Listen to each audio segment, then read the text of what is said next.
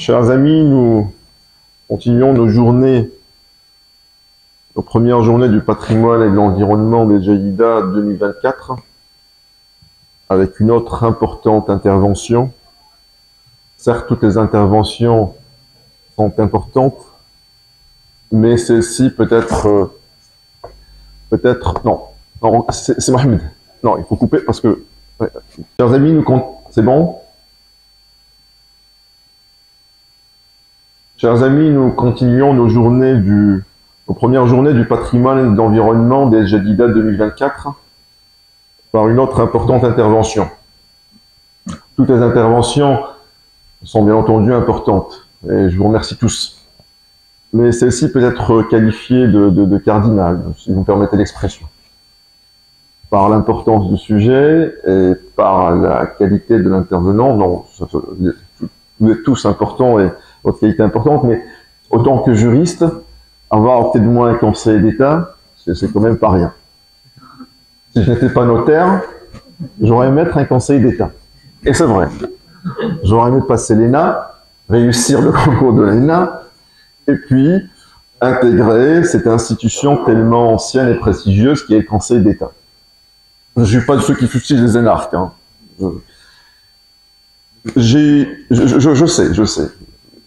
Je sais, mais ça n'enlève rien à ta qualité, à tes compétences. Bien au contraire. Et j'ai eu la grande chance de faire la connaissance de Géraud lors du Congrès international des notaires à Paris. J'ai rencontré lors du dîner de gala. Et il m'a dit l'année prochaine, et je partais le lendemain. Il m'a dit, vous partez le lendemain, c'est dommage. Mais l'année prochaine, je lui dis, je reviens l'année prochaine. Il m'a dit l'année prochaine, contactez-moi, je vous ferai visiter le Conseil d'État et on ira déjeuner ensemble. C'est pas tombé dans l'oreille d'un sourd, n'est-ce pas? J'attendais juste l'occasion de retourner à Paris. La première chose que j'ai faite, même avant d'arriver à Paris, bien sûr, j'ai contacté pour lui dire j'arrive. Bon, je vais venir dans quelques jours. Il va vraiment tenir sa parole. Il m'a dit bien sûr, mais venez tel jour et puis voilà, vous serez. Ils seront au courant et puis je ferai visiter le Conseil d'État comme c'est promis, prestigieuse, comme je viens de préciser, institution. J'arrive, je me rappelle très bien, je laisse ma carte professionnelle à l'entrée, Conseil d'État, Palais Royal, juste vous quittez le Louvre, juste en face, donc vous avez le Palais Royal, et je pénètre dans au sein de cette institution avec toute son histoire et sa portée. Mon cher Géraud me reçoit, me fait visiter tout le Conseil d'État, en m'expliquant à quoi ça sert, chaque bâtiment, son histoire, sa finalité. Et puis à la fin, je lui dis merci, c'est gentil, j'étais comblé, j'étais heureux comme tout. Maintenant, à la prochaine, il me dit non, il faut qu'on déjeune ensemble. Parce que dans la promesse, il y avait le Conseil d'État et le déjeuner. Et depuis, on a gardé une amitié formidable dont je suis très très heureux. Et je remercie encore plus, toujours dans c'est un homme de valeur, comme je viens de le préciser, et lorsque je lui ai demandé de venir intervenir, et vous savez tous combien j'aime cette ville, et combien j'aime la faire connaître, et aussi la faire connaître aux personnes que j'apprécie, mais la faire connaître aux autres aussi, par l'intermédiaire d'intervenants et d'invités de qualité, il n'a pas hésité, et j'étais vraiment très très heureux, mais vraiment. Et il va nous entretenir du rôle du Conseil d'État dans la protection de l'environnement. Le Conseil d'État, c'est la plus haute juridiction administrative en France. Malheureusement, nous n'avons pas d'équivalent au Maroc. Au Maroc, nous avons des tribunaux administratifs, cours d'appel administratif, mais au-dessus, c'est la Cour de cassation, tout simplement, qui a une chambre administrative. Ce qui fait qu'il n'y a pas au Maroc, en réalité, une indépendance du droit administratif, des juridictions administratives, puisqu'en dernier degré, on peut appeler ça comme ça, au ressort, c'est la Cour de cassation, tout simplement, qui est compétente. Par cette intervention, Géraud va nous expliquer déjà le rôle du Conseil d'État, pour peut-être contribuer à pousser les pouvoirs publics au Maroc à créer un conseil d'État, parce que le droit administratif, les juridictions administratives sont très très importantes, et puis nous expliquer aussi le rôle de ce conseil d'État dans la protection de l'environnement, chose extrêmement importante vu tout ce que nous vivons, les changements, tout ce que nous vivons au niveau des Jadida, et puis les changements climatiques que nous voyons tous les jours aux informations et les catastrophes au niveau planétaire. Merci beaucoup encore, Sergero. C'est un plaisir et un honneur de t'avoir à côté. Et je te donne la parole. Merci beaucoup, cher Moulay, de m'avoir invité à vous parler donc, du Conseil d'État d'abord, parce que je pense que vous intéressera de savoir effectivement quelle est cette institution qui a des équivalents au Maroc, et d'autre part, puisque c'était quand même l'un des thèmes de votre présence séminaire, de parler aussi de son rôle dans la protection de l'environnement. Comme on n'a pas beaucoup de temps, bien sûr, je ne prendrai que quelques exemples. Alors, je commençais par rappeler que le premier Premier ministre du général de Gaulle, Michel Debré, avait une fois commencé un discours au Parlement français en disant « Je serai certainement long et probablement ennuyeux ». Alors, je vais essayer d'être le moins long possible et bien sûr le moins ennuyeux possible. Alors, comme Moulay vient de le dire, l'organisation de la justice administrative en France est différente de celle de l'organisation de la justice administrative au Maroc, parce que même si depuis 1993, je crois, il y a eu création de tribunal administratif et de cour administrative d'appel, ce qui ressemble beaucoup à notre organisation de la justice administrative en France, mais il y a la différence, c'est effectivement qu'en France, il y a la juridiction administrative suprême, qui est le Conseil d'État. L'organisation marocaine ressemble en fait beaucoup à l'organisation espagnole, où le tribunal suprême est l'unique Cour suprême avec une chambre administrative.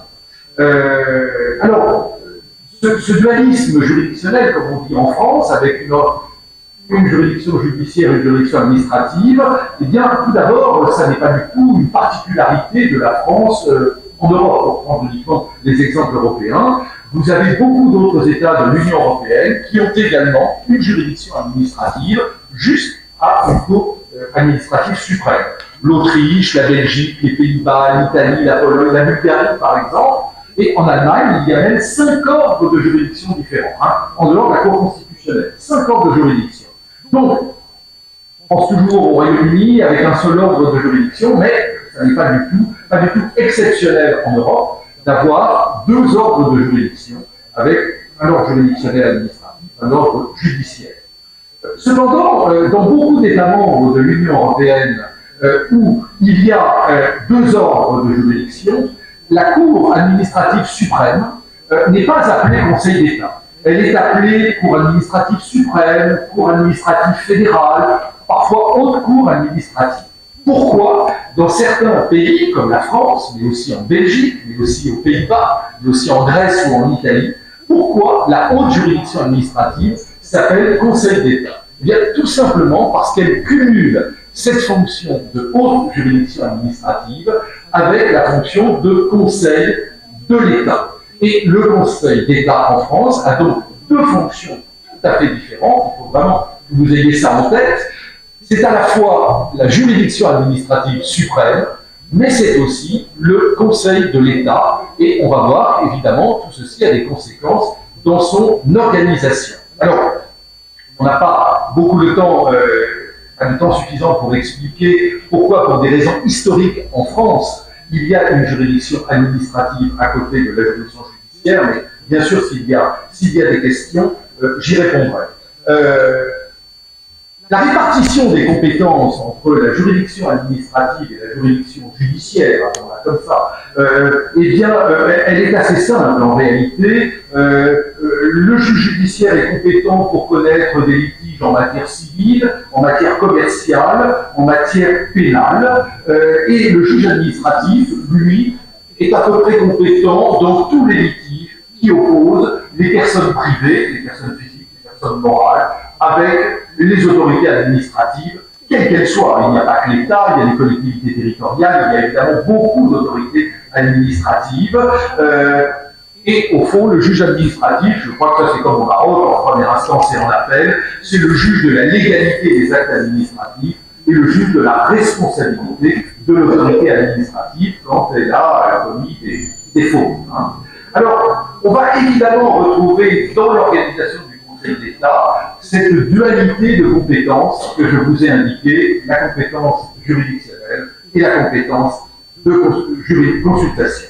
Alors, il y a 7 sections au Conseil d'État. Vous avez 6 sections administratives et une section contentieuse.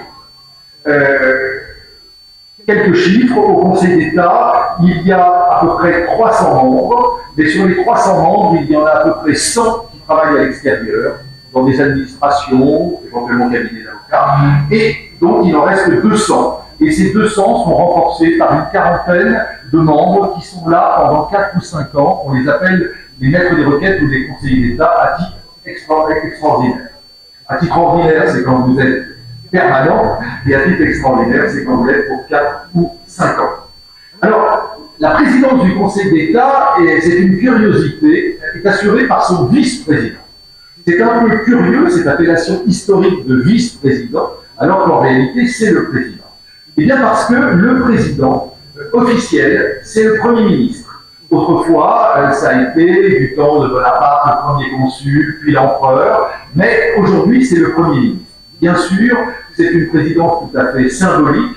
Il ne fait en général qu'une visite au Conseil d'État, peu de temps après avoir été nommé lors d'une assemblée solennelle. Évidemment, il ne participe absolument pas aux travaux du Conseil d'État. Absolument pas. Et d'ailleurs, vous avez dans le Code des juridictions administratives un article curieux qui dit que le Conseil d'État est présidé par son vice-président. Donc c'est une curiosité. Retenez que quand vous entendez parler du vice-président du Conseil d'État, c'est en réalité le président du Conseil d'État. Alors je vous disais qu'au Conseil d'État, il y a 7 sections. Une section du contentieux, j'aurai l'occasion évidemment d'y revenir, et vous avez 6 sections administratives, 6 sections donc qui vont jouer ce rôle consultatif de conseil de l'État sur les projets de texte, les projets de loi, les projets d'ordonnance et une partie des projets de décret, ce que l'on appelle les projets de décret en Conseil d'État. Alors, vous avez une section de l'intérieur et une section des finances qui ont été créées en 1800 dès la création du Conseil d'État. Une section des travaux publics, qui appartient à la section des travaux publics et à la section du contentieux. Et la section des travaux publics a été créée par Napoléon III en 1852. Une section sociale créée en 1946. Et enfin, la dernière année, la section de l'administration qui a été créée en 2008. Non pas parce qu'on a apporté des nouvelles compétences au Conseil d'État, mais tout simplement parce qu'on a déchargé d'une partie de leur travail les autres sections pour le donner à cette section administrative créée en 2008. Et puis à côté de ces sections, vous avez une section tout à fait à part, qu'on appelle la section des études, de la prospective et de la coopération, qui est une section récente, puisqu'elle remonte à 1985, et c'est une section qui n'examine pas du tout les textes. C'est une section qui s'occupe de l'exécution des décisions de justice, des rapports avec les autres cours administratifs suprêmes dans les autres États, et qui s'occupe de toutes les relations au fond internationales, et qui s'occupe également du rapport annuel que fait le Conseil d'État. Voilà, donc une section un peu à part, la section du rapport et des études. La section du contentieux, elle est composée de 10 chambres. Autrefois, on disait sous-section, c'était logique, une section, une sous-section, mais en fait, pour, je crois, renforcer son image de juridiction, désormais, comme dans une juridiction, comme à la Cour de cassation, eh bien, on parle de chambres. Il y a donc 10 chambres au Conseil d'État, dont chacune comporte un président, 2 présidents adjoints, une dizaine de rapporteurs. Je suis l'un des rapporteurs de l'une de ces chambres, la 3e, et vous avez 2 rapporteurs publics. Les rapporteurs publics, c'est une fonction assez originale qui n'existe, je crois, dans aucune juridiction administrative suprême en Europe, et sans doute dans le monde. C'est un membre du Conseil d'État qui ne participe pas au délibéré, mais qui propose, qui donne des conclusions et qui propose des conclusions, propose une solution dans chaque affaire, et qui est suivie ou qui n'est pas suivie. Ce sont des conclusions qui sont rendues publiquement lors de l'audience. Il lit ces conclusions.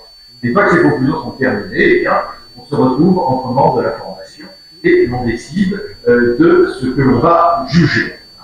Il faut savoir que une très grande partie des membres des conseils d'État sont à la fois membres de la section du contentieux et membres d'une section administrative. C'est mon cas. Je suis à la 3e chambre de la section du contentieux, sur 10, et je suis membre de la section des travaux publics. Alors, bien sûr, chacune des chambres a des attributions définies. Mais vous avez un certain nombre de domaines qui sont partagés par les chambres parce qu'il y a beaucoup plus de contentieux différents que 10. Hein. Si vous prenez par exemple le contentieux de la fonction publique, vous avez pratiquement toutes les chambres qui font du contentieux de la fonction publique. Hein. Mais si je prends l'exemple de la 3e chambre, qui est donc la chambre à laquelle j'appartiens, eh bien, c'est une chambre qui est en charge de la fiscalité. Il y a 3 chambres qui se partagent la fiscalité, c'est l'une des 3. C'est une chambre qui est compétente en matière d'agriculture, au sens très large, hein, ça va jusqu'aux appellations d'origine protégée, etc., hein, au sens très large de l'agriculture et de l'alimentation. Et puis, nous avons également le contrôle des concentrations d'entreprises, les mergers, comme disent les anglo-saxons. Mais il y a très peu d'affaires de concentration. Alors, comment juge le Conseil d'État? Ce qu'il faut savoir, c'est que chaque année, là je parle uniquement du contentieux, bien sûr, le Conseil d'État reçoit à peu près 10 000 affaires contentieuses. Sur ces 10 000 affaires, 5 000 vont être réglées par ordonnance. C'est-à-dire qu'il n'y aura pas de formation collégiale, il n'y aura pas de conclusion de rapporteur public, il n'y aura même pas de désignation de rapporteur. Cela sera décidé par les présidents des chambres, hein, ou le président de la section du contentieux. Et il en reste donc 5 000 qui, elles, vont être confiées à un rapporteur, qui appartient donc à une chambre, et ensuite qui vont donc être jugées.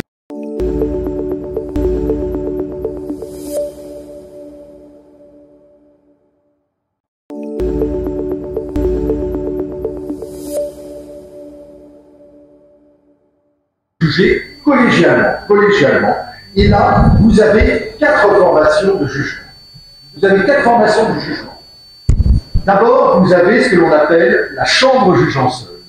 À peu près 70% des affaires sont jugées dans ce que l'on appelle la chambre jugeant seule. Surtout, ne pensez pas que dans une chambre jugeant seule, il y a tous les membres de la chambre. Si on prend la 3e chambre, quand nous jugeons seuls, donc à peu près 70% de nos affaires, nous ne sommes pas une quinzaine, nous sommes 3, uniquement 3, le président de la chambre, l'un des présidents adjoints et le rapporteur. Donc à peu près 70% des affaires sont jugées en chambre à 3, qu'on appelle chambre jugeant seule. À peu près plus de 25%, pas tout à fait, on n'arrive pas tout à fait à 100%, mais vont être jugées par ce que l'on appelle les chambres réunies. Qu'est-ce que c'est que les chambres réunies? Chaque chambre est mariée à une autre chambre. C'est un mariage qui dure longtemps. Ça peut changer, hein, il n'y a rien dans les textes qui obligerait, mais il se trouve que ça dure souvent plusieurs décennies. Hein. Je crois que le dernier changement de chambre de mariage doit remonter au moins à 30 ans. Hein.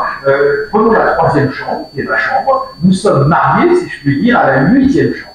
Et quand nous jugeons en chambre réunie, eh bien, c'est toujours la 3e et la 8e. Hein, c'est pas l'une autre. La 3e et la 8e, ou la 8e et la 3e. Donc c'est la chambre de la 8e qui instruit, bien sûr. Et là, vous avez à peu près 25% des affaires, évidemment, les affaires plus délicates, les affaires qui posent des questions de droit plus délicates, on décide, bien sûr, de les juger plutôt en chambre réunie qu'en chambre jugeant seule. Et puis, il reste 2 formations de jugement supérieures. Il reste la section du contentieux. Là aussi, vous n'avez pas tous les membres de la section. Il y a uniquement 15 membres, présidés par le président de la section du contentieux. Et puis alors, la formation suprême, c'est l'Assemblée du contentieux, 17, présidée par le vice-président du Conseil d'État. Alors vous allez me dire, oui, mais on est arrivé pratiquement à 100%, qu'est-ce qu'il leur reste comme affaire? Effectivement, sur 5000 affaires dont je vous ai dit qu'elles sont jugées collégialement, il y en a peut-être une petite vingtaine au total, qui sont jugées au total, soit par la présidente, la section du contentieux, soit par l'Assemblée. C'est vraiment les affaires les plus importantes qui vont remonter, vous voyez, une vingtaine sur 5000. Évidemment, ce sont souvent les affaires dont on parle le plus, parce que ce sont les affaires, si vous me permettez le terme, les plus sexy, hein, celles qui intéressent les journalistes. Hein, évidemment, les affaires qui touchent à des sujets de société, des sujets délicats, évidemment, ce sont des affaires qui remontent dans les formations supérieures des conseils d'État. Mais dans la vie de tous les jours, c'est les chambres jugeant seules et les chambres réunies. Probablement 96 ou 98% du total des affaires. Alors, comment ça se passe, une audience contentieuse? Nous ne parlons que du contentieux. Nous verrons tout à l'heure le travail consultatif. Surtout ne pas mélanger, hein, vous verrez, il ne faut surtout pas mélanger les deux fonctions. Eh bien, c'est très différent des juridictions pénales. Hein. Il n'y a pas d'avocats qui vont faire des effets de manche. Non, non, là, c'est pas du tout. La procédure est essentiellement une procédure écrite. On ne plaide pas devant les juridictions administratives. Mais les avocats sont tout de même là, pas toujours d'ailleurs, mais dans un grand nombre d'affaires, les avocats sont là.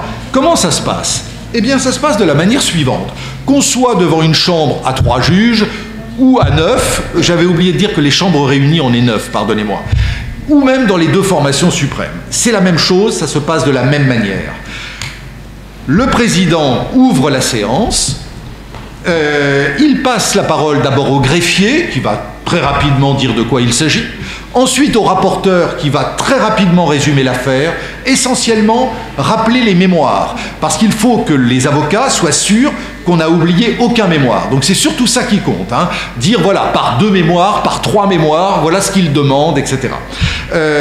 Et une fois, et ça a duré 5 minutes maximum entre le greffier et le rapporteur, le président de la chambre, ou le président de la section, si c'est la section ou autre, va tout de suite passer la parole au rapporteur public, je vous rappelle, un membre du Conseil d'État, mais qui donne des conclusions.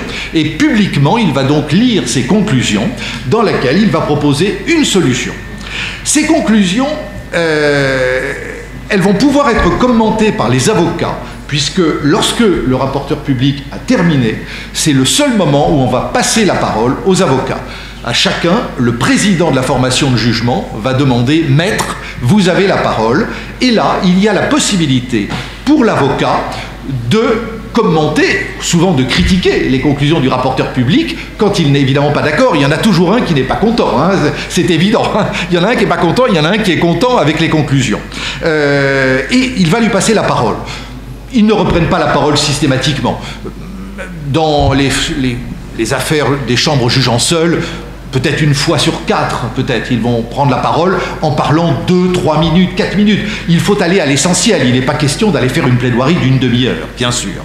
Mais quand vous êtes en chambre réunie, là les affaires ont déjà plus d'importance, et alors si vous êtes devant la section ou devant l'assemblée du contentieux, la reprise de parole est absolument... Enfin, la prise de parole, parce qu'ils n'ont jamais eu la parole, pardonnez-moi, la prise de parole est systématique, les affaires sont très importantes, les clients sont derrière, vous savez, c'est très difficile d'empêcher un avocat de parler, hein, et donc, si on lui donne la parole, il la prend. Donc, dans les affaires importantes, évidemment, ils prennent la parole. Alors, vous allez dire, oui, mais est-ce qu'ils ne sont pas pris par surprise par les conclusions? Eh bien non, parce que maintenant, tout se fait électroniquement, mais la veille de l'audience, avant 14 heures maximum, eh bien, le rapporteur public a donné, non pas le texte des conclusions, mais le sens des conclusions. Donc, la conclusion de la conclusion, si vous voulez. Le recours est rejeté, etc. Donc, l'avocat sait bien ce qui va être lu, au moins. Et donc, il va évidemment écouter attentivement, il prenne des notes, mais ensuite, il va ou non, mais évidemment dans les affaires importantes, prendre la parole et dire ce qu'il pense. Il a aussi la possibilité de faire ce qu'on appelle une note en délibéré, c'est-à-dire d'envoyer, dans les heures qui suivent l'audience, une note par écrit qui va faire jamais très longue, 3, 4, 5 pages, parfois 10, mais c'est vraiment très très rare. Voilà, il a donc la possibilité d'une intervention orale, il peut aussi faire une intervention orale et ensuite envoyer ce que l'on appelle une note en délibéré.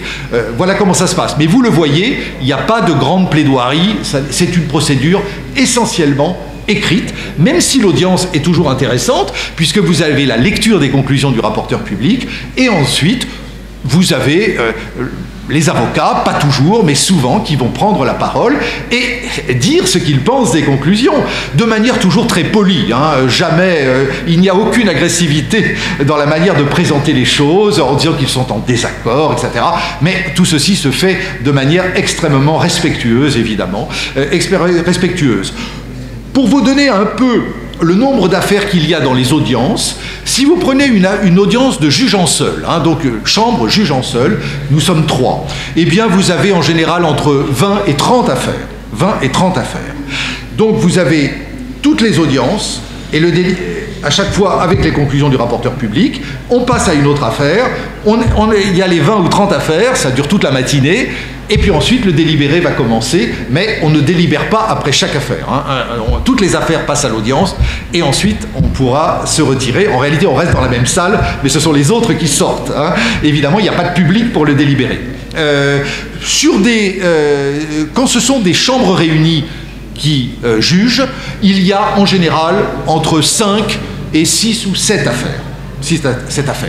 Et quand ce sont les formations suprêmes, la section du contentieux, l'Assemblée, là il y a 1 ou 2 affaires. Hein. C'est beaucoup plus. Les conclusions durent souvent plus longtemps. Les interventions des avocats sont plus longues et souvent le délibéré est plus long puisque ce sont souvent les affaires, évidemment, extrêmement délicates d'un point de vue juridique. Voilà. Si l'on prend les délais de jugement, alors les délais de jugement, il y a eu des améliorations considérables. Dans les années, jusqu'aux années 80, le Conseil d'État mettait parfois 5 ans à juger. Mais nous avons eu des rappels à l'ordre de la Cour européenne des droits de l'homme avec des condamnations successives de la France pour délai excessif de jugement. Hein. Pas seulement du Conseil d'État, mais aussi de la Cour de cassation, des cours d'appel, etc. Mais à plusieurs reprises. Et depuis, nous nous sommes mis en conformité. Si vous prenez en France les tribunaux administratifs, les cours administratifs d'appel et le Conseil d'État, eh bien, on tourne à peu près autour de 1 an chacun. Ce qui est quand même très court pour une juridiction, hein. À peu près 1 an pour le tribunal administratif, 1 an pour une cour administrative d'appel. Il faut retenir qu'il y a à peu près 1/4 des jugements de première instance qui fait l'objet d'un appel. Donc dans les 3/4, c'est terminé. En 1 an, ça a été jugé. Ensuite, vous pouvez vous arrêter à la cour administrative d'appel qui a mis à peu près 1 an elle aussi. Et là aussi, vous avez dans les pourvois en cassation contre un arrêt d'une cour, peut-être 25% maximum. Je n'ai plus les chiffres exacts, mais pas plus. Donc vous voyez, là aussi, en réalité, vous pouvez avoir été jugé en 2 ans et vous vous arrêtez. Mais si vous voulez aller jusqu'au bout, eh bien, vous avez la possibilité encore de faire un pourvoi en cassation. Et là, vous aurez été au fond à peu près jugé depuis le moment où vous aurez saisi le tribunal administratif en à peu près 3 ans, ce qui peut paraître long peut-être pour l'homme de la rue, mais qui est en fait très raisonnable. Être jugé en 3 ans à 3 niveaux, c'est presque une prouesse compte tenu du fait qu'il y a quand même beaucoup d'affaires et qu'il n'y a pas que l'affaire en question, bien évidemment. Là, vraiment de gros progrès, et c'est la même chose du côté des juges judiciaires, hein, où aussi de très gros progrès en termes de délai excessif de jugement, comme on les appelle, ont été réalisés. Voilà donc la fonction contentieuse du Conseil d'État, mais bien sûr, si tout à l'heure il y a des questions, des précisions, hein, j'y répondrai avec grand plaisir. Mais compte tenu du temps que nous avons, je vous propose d'exposer assez rapidement, hein, parce qu'après il y aura l'environnement, mais de vous parler de la fonction consultative du Conseil d'État. Alors, le Conseil d'État, c'est une question qui est souvent posée, donc, quel est votre travail quand vous ne jugez pas, mais quand vous jouez le rôle de conseil juridique, ce qui est d'ailleurs votre nom, Conseil d'État, conseiller l'État. Alors, ce qu'il faut savoir, c'est que le Conseil d'État est obligatoirement consulté, ça c'est la Constitution qui le prévoit, sur tous les projets de loi. Tous les projets de loi sont soumis au Conseil d'État à titre consultatif, évidemment. Et tous les projets d'ordonnance. Qu'est-ce que c'est que les ordonnances? Les ordonnances, c'est lorsque le pouvoir législatif peut, sur un domaine précis, pendant une période de temps, lorsqu'il y a urgence, habiliter le pouvoir réglementaire à intervenir dans le domaine de la loi. Hein, nous avons dans la Constitution française un domaine de la loi. Normalement, le pouvoir réglementaire ne peut évidemment pas prendre des décrets dans le domaine de la loi, mais le Parlement peut, avec une habilitation en général assez stricte, dans les matières et dans la durée, peut donc habiliter le gouvernement à prendre donc des mesures dans le domaine de la loi. Les ordonnances qui sont prises sur la base de cette loi qu'on appelle loi d'habilitation sont systématiquement soumises à l'avis du Conseil d'État. Et puis, la grande masse, en fait, des textes dont nous sommes saisis, ce sont les décrets en Conseil d'État. Alors, vous allez me dire, mais quelle différence est-ce qu'on fait entre un décret en Conseil d'État et un décret simple. On les appelle simples. En réalité, le mot simple n'est pas dans les textes, hein, c'est par opposition. C'est-à-dire des décrets qui ne sont pas soumis au Conseil d'État. Alors, il n'y a aucune hiérarchie entre les décrets en Conseil d'État et les décrets simples. Un décret en Conseil d'État, c'est un décret, point final. La différence, c'est qu'il a donc été soumis au Conseil d'État. Pourquoi a-t-il été soumis au Conseil d'État? Parce que la Constitution ne dit rien sur les décrets. Tout simplement parce que c'est le législateur qui l'a décidé. Le législateur, lorsqu'il vote les lois, il y a souvent, hein, comme au Maroc, les lois renvoient à des décrets, parce que la loi ne peut pas tout prévoir. Dans tous les pays du monde, les lois renvoient à des décrets. Eh bien, le législateur, très souvent, pas toujours, mais très souvent, renvoie à un décret en Conseil d'État. Alors vous allez me dire pourquoi? Bien parce que le législateur, il est plus tranquille s'il se dit que le gouvernement va être obligé de consulter le Conseil d'État. C'est quand même plus rassurant de penser qu'il y aura un regard extérieur objectif. Nous allons voir en quoi consiste ce travail, bien sûr, hein, mais vous l'avez bien compris, c'est un travail évidemment de contrôle de la régularité, hein, des projets. Hein.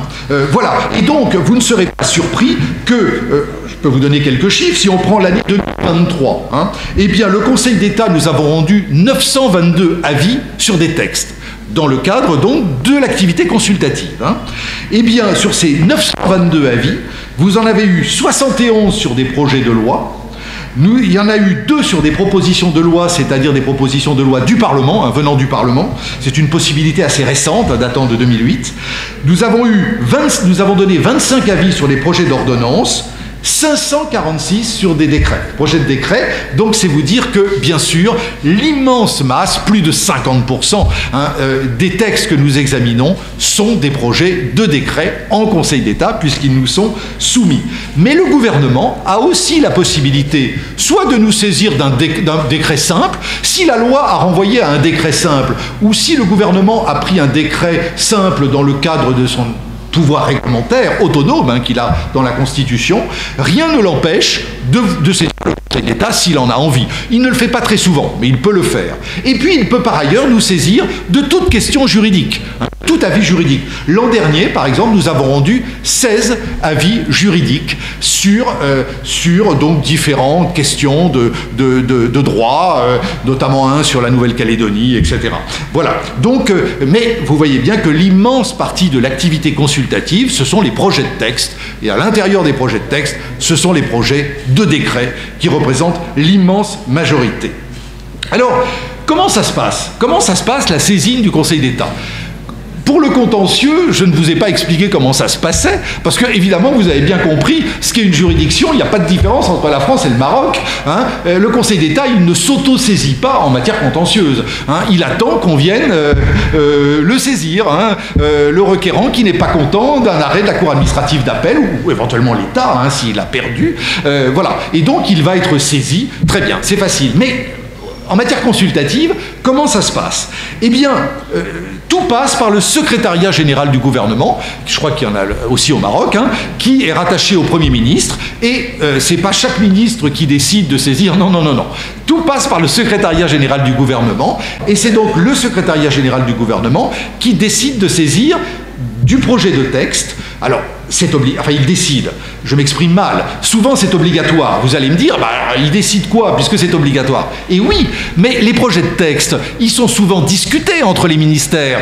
Le risque serait que le Conseil d'État soit saisi d'un projet qui n'est pas le projet définitif du gouvernement. C'est un projet où le ministère de l'Environnement est pour, le ministère de l'Agriculture est contre, par exemple. C'est ça qu'on veut éviter. Hein. Le secrétaire général du gouvernement, il n'est pas là pour décider de l'opportunité de nous saisir, puisque dans la plupart des cas, la saisine est obligatoire, mais c'est lui qui va décider quel est le texte dont va être saisi le Conseil d'État. Le Conseil d'État, il ne veut pas commencer à discuter de projets qui ne représentent même pas la position officielle du gouvernement et du Premier ministre. Et donc, c'est ça qui est important. Hein. Il y a donc ce filtre du secrétariat général qui est que nous sommes saisis d'un texte, d'un projet définitif.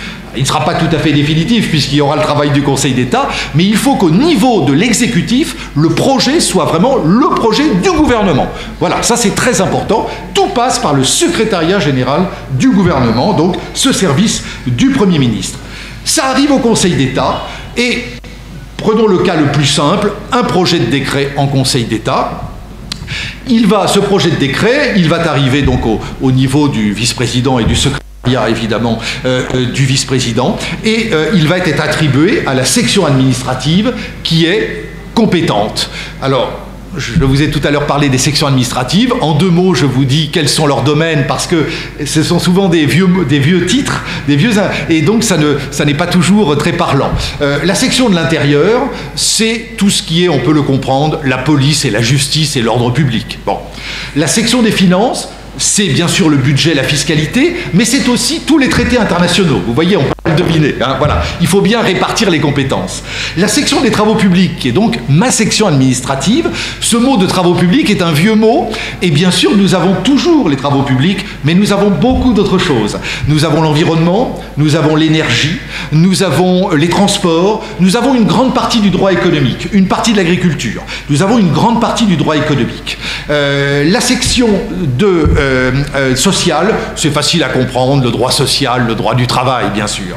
Et puis il reste la petite dernière née, la section de l'administration, qui n'a été créée qu'en 2008, et comme je vous l'ai dit, cette section, eh bien on lui a donné, on a soulagé, si vous voulez, les autres sections, et elle s'occupe, on peut comprendre avec ce mot d'administration, de tous les textes de fonction publique et des textes sur les marchés publics, par exemple. Hein.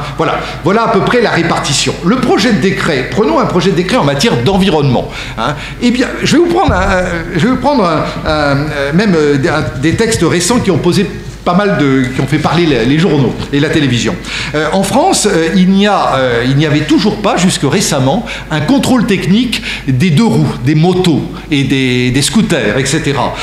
Alors qu'il y a une directive communautaire, un texte communautaire, qui, avec quelques exceptions, mais globalement, oblige à en mettre en place. Mais il y a un lobby très fort des 2 roues, et il n'y a pas de contrôle technique. Alors, il y a eu plusieurs tentatives, enfin bref, nous avons été soumis de plusieurs textes, puisque le texte, après, souvent, n'a pas été mis en application, etc. Et donc, voilà, j'ai été rapporteur de 2 textes sur la mise en place d'un contrôle technique qui est en train de se mettre en place, des 2 roues, des motos, des scooters, etc. Pas des vélos, mais il faut qu'il y ait un moteur, quand même. Voilà. Donc, comment ça se passe? Eh bien, le rapporteur, j'ai été nommé rapporteur. S'il y a urgence, en général, c'est 1 mois. Et s'il n'y a pas d'urgence, le délai normal, c'est 2 mois. 2 mois, ça veut dire qu'entre le moment où le président de ma section m'a donné le texte, j'ai 2 mois, je m'organise comme je veux, mais dans 2 mois, il faut qu'il soit présenté à la séance, dont la date est fixée. Alors, si vous pouvez le faire avant, c'est encore mieux, mais en général, vous attendez toujours la dernière date, en séance, en section administrative. Alors, comment ça se passe? Bien, il y a plusieurs manières de procéder, mais moi, j'ai toujours fait comme ça. Je crois que la majorité de mes collègues fait comme cela. Eh bien, je commence vraiment à travailler le dossier, à préparer un rapport. On a déjà un petit fond de dossier qui a été envoyé par le gouvernement, bien sûr, et puis on cherche, évidemment, on regarde les bases de données, etc., bases de données du Conseil d'État, bases de données des revues juridiques, etc. Et ensuite, je convoque commissaires du gouvernement, c'est-à-dire les fonctionnaires qui sont là pour expliquer leur texte. Alors nous faisons tous ça, une réunion avec les fonctionnaires. En général, ils sont 3, 4, 5, 6, ils sont jamais 30, mais une affaire un peu délicate où les ministres ne sont pas très d'accord, vous pouvez tout à coup avoir beaucoup de monde, et alors là, vous vous dites que là, ça va pas être simple, parce que s'il y a du monde autour de la table, ça va pas être simple. Mais s'ils sont 3 ou 4, c'est bon signe, parce que ça veut dire que tout est très cadré, pouvoir avoir un vrai débat. Et ce qui est assez étonnant, c'est que souvent, un texte, apparemment, il ne pose pas de problème, et d'ailleurs, c'est un texte qui, globalement, ne pose pas de problème. L'administration française n'est pas mauvaise et rédige plutôt bien pour aider, etc. Mais enfin, eh bien, je peux vous dire que je n'ai jamais organisé une seule réunion où je n'ai pas eu 20 questions à leur poser. C'est vous dire que même sur un texte assez simple, il faut comprendre de quoi il s'agit, vous avez toujours des incertitudes, et puis après, il faut expliquer ensuite, quand vous allez passer en section, d'expliquer à vos collègues quand même de quoi il s'agit, il ne faut pas... Voilà. Et donc, vous faites cette réunion, vous envoyez, tout ça se fait maintenant électroniquement, à la section une semaine avant à peu près la séance, votre projet de rapport et le projet de texte avec les modifications, ce qu'on appelle en mode apparent, hein, bien sûr, pour qu'il voit bien la différence entre le texte d'origine et vos propositions. Il y a soit le président de la section, soit l'un des deux présidents adjoints de la section qui joue le rôle de réviseur, hein, c'est-à-dire qu'il ne corrige pas votre note, mais il va vous dire s'il est d'accord ou pas. Hein, ils ne font jamais de notes, en général en section administrative, mais il va vous appeler au téléphone, vous envoyer un message. Éventuellement, s'il n'est vraiment pas d'accord, il va évidemment vous voir. Mais vous avez parfaitement le droit d'être en désaccord avec lui jusqu'à la fin. Hein. Vous n'avez aucune obligation de vous rallier à la position du réviseur. En général, comme c'est quelqu'un qui a beaucoup évidemment d'expérience, je veux dire, c'est quand même rare de ne pas être d'accord avec lui, mais enfin ça peut arriver. Et dans ce cas-là, eh bien, le jour de la séance, le rapporteur présente son rapport avec sa proposition, hein, un avis favorable avec des modifications, mais ça peut être aussi un avis défavorable, hein, parce que, pourquoi ? Eh bien, parce que vous considérez que c'est contraire à la Constitution, vous considérez que c'est contraire à la loi, vous pouvez considérer que c'est contraire à un principe général du droit, vous pouvez considérer que c'est contraire au droit de l'Union européenne, qui pour nous est essentiel, hein, joue un rôle absolument essentiel. Hein. Plus de la moitié de la législation française vient de l'Union européenne, hein, donc c'est vraiment très très important. Et aussi la Convention européenne des droits de l'homme. Hein, alors, surtout dans les domaines d'ordre public, etc. Mais donc il y a beaucoup de choses à vérifier, hein, pour être sûr. Et puis, un travail de légistique, hein, c'est-à-dire que le texte soit le mieux écrit possible. Voilà.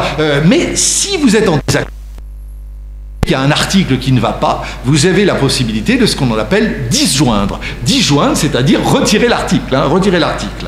Alors, vous allez me dire, à la fin, il y a un avis favorable, la plupart du temps, avec quelques modifications, ou défavorable, et le gouvernement, évidemment, peut tout à fait faire ce qu'il veut. Nous ne sommes qu'un conseiller. C'est notre fonction consultative, encore une fois, ça n'est pas notre fonction de juge. Évidemment, le gouvernement prend un risque, parce que si vraiment il y a eu un problème de droit important, le fait d'aller plus loin, si ensuite ce texte termine, si c'est un projet de loi, il peut terminer comme une loi au Conseil constitutionnel, et si c'est un décret, eh bien il peut terminer à la section du contentieux du Conseil d'État. Il y a toujours un risque à prendre et en général le gouvernement se range. Mais il peut y avoir des décrets très politiques ou pour des raisons d'affichage, de communication, le gouvernement voudra aller jusqu'au bout, mais évidemment il prendra un risque.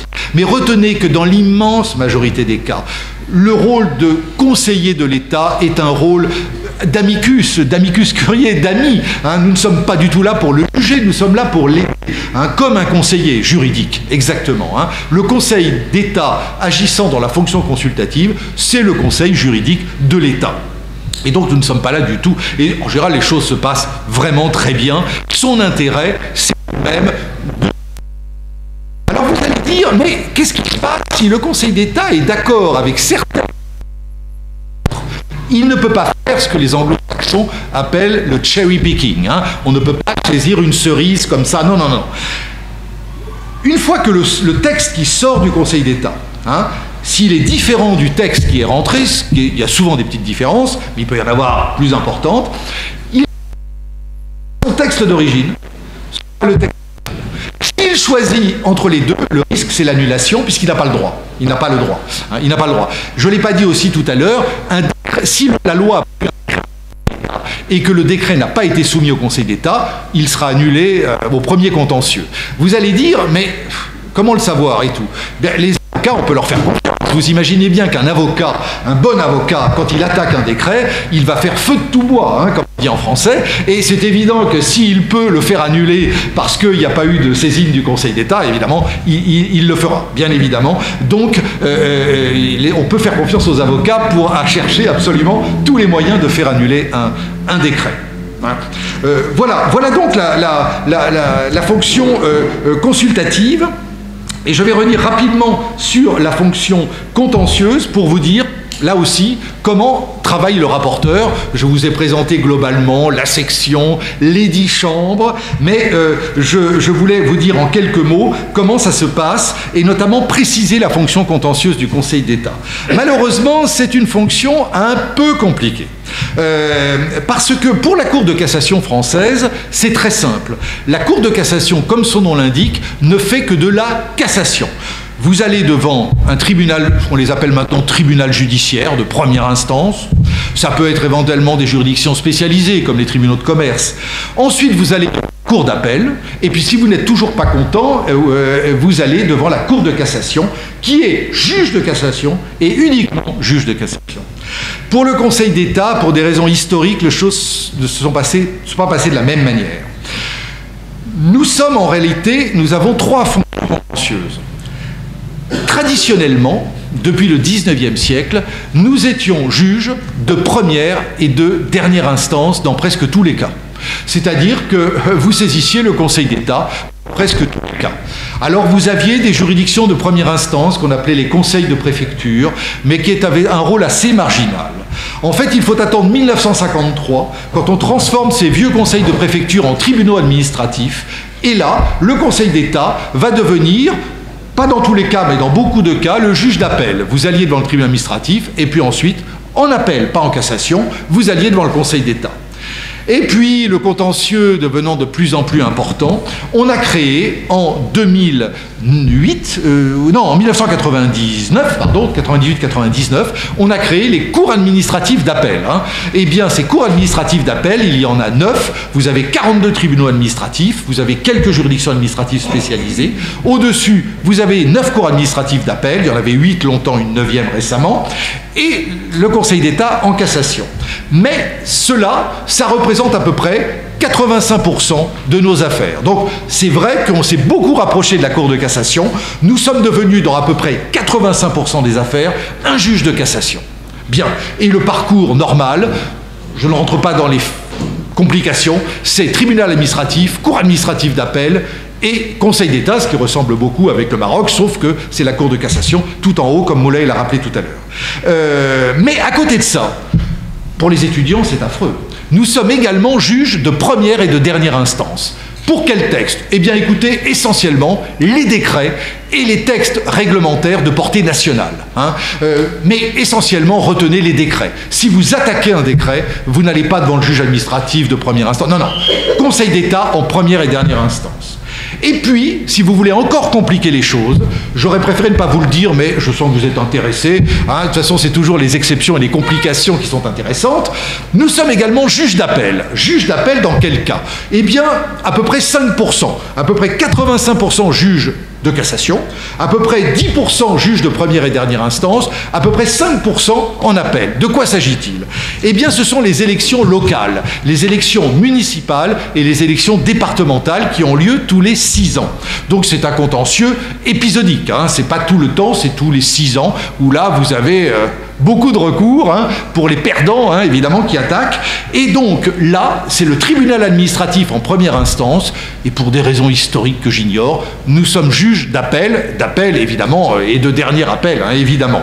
Donc c'est compliqué, surtout ne retenez pas tout ça, retenez essentiellement que nous sommes juges de première et dernière instance dans 10% des cas, un peu comme la Cour de cassation marocaine d'ailleurs. J'ai regardé, j'ai vu que les décisions du Premier ministre sont attaquées en première et dernière instance. Vous voyez, c'est la même logique.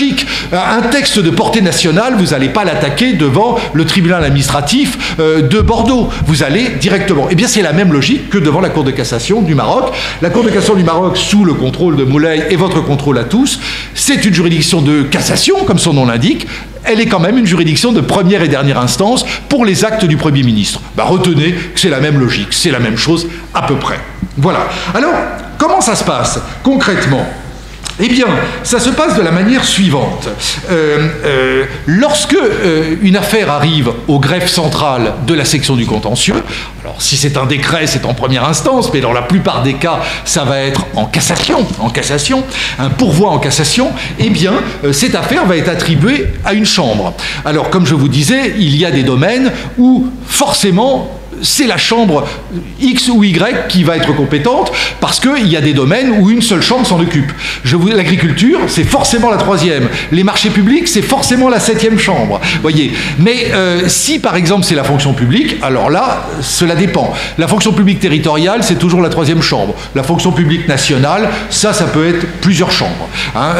Donc voilà. Mais en tout cas, lorsque l'affaire a été attribuée à une chambre, évidemment, il y a une volonté d'équilibre. À peu près, chaque chambre a a à peu près 500 affaires en stock. Hein. L'idée, mais il y a des chambres qui peuvent avoir un peu plus de travail, mais il y a quand même une volonté, évidemment, de répartir la charge de travail. Mais lorsque l'affaire est attribuée c'est le président de chambre qui la reçoit, eh bien il va choisir un rapporteur. Un rapporteur, hein, ça ne se négocie pas hein, avec le président de chambre, vous recevez électroniquement, tout se fait électroniquement, voilà, vous êtes rapporteur dans telle affaire. Bon. Et donc, eh bien, le rapporteur, il va préparer un rapport, comme son nom l'indique, avec un projet de décision, et ensuite, eh bien, cela va passer dans une séance de la Chambre qu'on appelle la séance d'instruction, où là, nous sommes tous là, une quinzaine, hein, et on va discuter de l'affaire, de quelle va être la position de la Chambre, et ensuite, eh bien, l'affaire va être jugée. Ce que l'on peut dire, c'est que lorsqu'une affaire est relativement simple et qu'elle va être jugée en chambre jugeant seul, en général, elle ne va pas passer en séance d'instruction.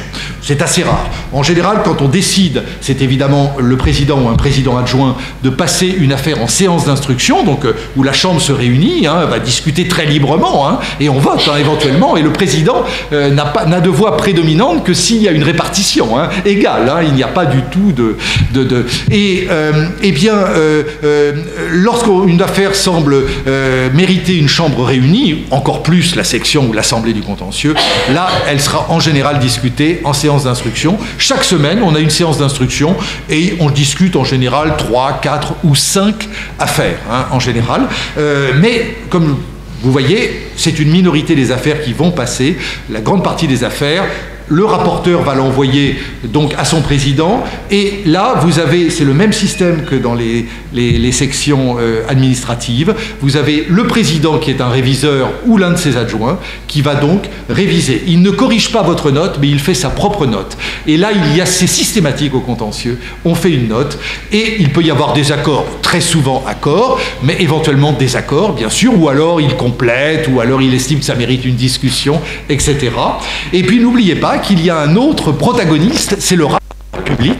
Lui, évidemment, il va aussi donner son avis, il va recevoir la note du rapporteur, il va recevoir la note du réviseur, il va assister à la séance d'instruction si l'affaire passe en séance d'instruction, mais même si elle n'y passe pas, on lui envoie forcément les notes, et donc il va dire éventuellement « je suis d'accord » ou pas. Donc, je dis toujours au Conseil d'État, c'est ceinture et bretelles. Vous savez, c'est une formule familière pour dire qu'on prend toutes les précautions. Vous voyez, avec une ceinture et des bretelles, vous êtes sûr que le pantalon ne va pas tomber. Bon, eh bien, au Conseil d'État, c'est très largement cela. C'est-à-dire que vous avez le travail du rapporteur, vous avez le travail du réviseur, vous avez le rapporteur public qui regarde. Il peut y avoir des accords, mais au moins il a regardé, il va dire, et souvent c'est utile d'avoir ce regard. Hein. On n'est pas là pour se battre, hein. On est surtout là pour essayer de trouver la meilleure solution, et surtout cohérente avec la jurisprudence. Ensuite, s'il y a la séance d'instruction pour les affaires, et si vous avez la chambre réunie, vous avez une autre chambre. Je vous ai dit, on est 9.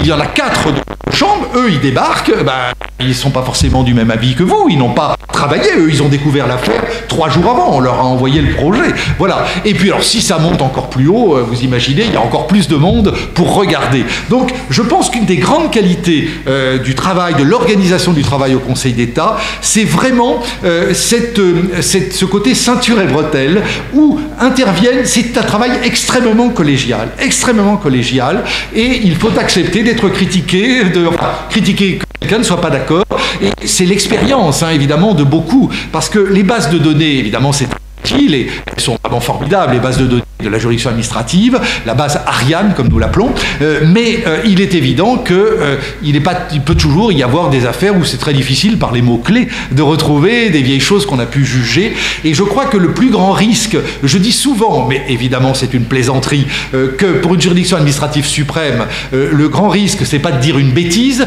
c'est de faire des incohérences. Hein, voilà. Alors évidemment, c'est très important de ne pas dire de bêtises, mais je veux dire par là que ce qui est le plus délicat, le plus compliqué, c'est que la jurisprudence soit cohérente. Quand vous rendez 5000 décisions par an et que vous avez un stock de décisions datant des affaires depuis le début du XXe siècle, eh bien, il faut quand même faire attention à ce que vous jugez et surtout éviter les incohérences, ou si vous décidez de faire un renversement de jurisprudence, il faut en être conscient. Cela arrive parce que le Conseil d'État n'hésite pas à modifier sa jurisprudence. Alors vous allez dire, mais comment est-ce qu'on le sait? Eh bien, parce qu'au Conseil d'État, il y a quelque chose de très important. Tout ça est maintenant publié électroniquement. Il y a une partie papier, mais elle est essentiellement électroniquement. Eh bien, il y a les décisions, il y a les conclusions des rapporteurs publics qui sont de plus en plus publiées, mais vous avez également ce que l'on appelle le fichage. Le fichage, ce sont les décisions les plus importantes. Peut-être 5% du total, hein. Mais ces décisions, elles sont fichées. Alors, soit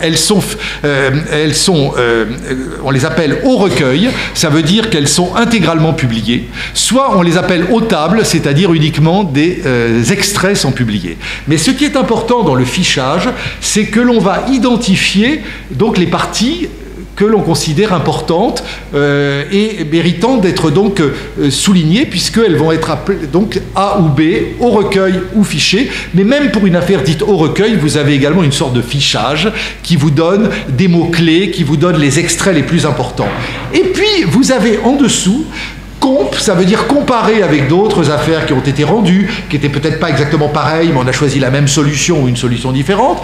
Mais vous avez aussi abjurer. Ça veut dire un renversement de jurisprudence. Il est tout à fait accepté. Hein. Vous avez la décision précédente, peut-être qui datait de 20 ans, mais parfois ça peut être plus court, ou 50 ans. Et là, si vous avez abjure, et ça c'est public, hein, vous l'avez sur la base publique du Conseil d'État, hein, Ariane Webb, hein, quelqu'un peut consulter, et pour avoir qu'il y a eu un renversement de jurisprudence, il n'y a pas de honte pour le Conseil d'État à considérer que soit le temps a évolué, soit etc., ou qu'après tout, c'était peut-être pas une bonne solution, hein, ça peut arriver, les juges sont des êtres humains, hein, ils peuvent parfois regretter, et donc, voilà, donc, si vous allez sur Internet, vous allez sur Ariane Webb, et vous avez les affaires, et évidemment, il faut avoir un numéro d'affaires, hein, mais vous pouvez avoir par les mots-clés, hein, si par exemple, vous cherchez tel domaine de fonction publique, d'égalité homme-femme dans la fonction publique, etc., eh bien, en mots-clés, entre guillemets,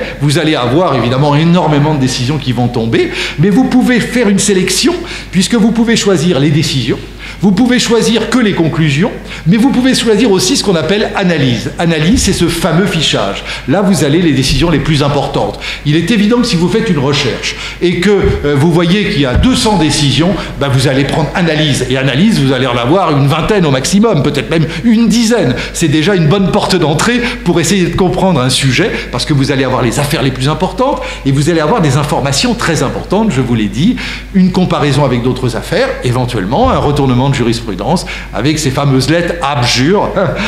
Ça s'arrête à R, mais ça veut dire abjurer, hein, c'est-à-dire donc changer d'avis. Hein. Voilà.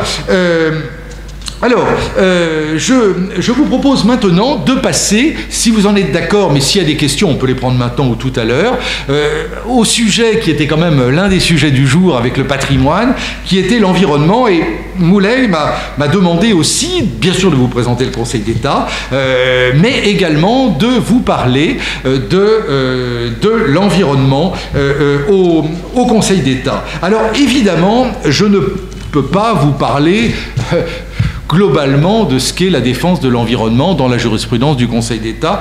Vous imaginez qu'on aurait besoin de journées entières, surtout que ce rôle, il est joué au contentieux, mais il est joué aussi en section administrative. Je vous disais tout à l'heure que la section des travaux publics est notamment compétente pour les textes en matière d'environnement, les parcs naturels par exemple, mais aussi le contrôle technique des véhicules. C'est évidemment une question de sécurité routière, mais c'est aussi évidemment une question d'environnement, avec les pots d'échappement, etc.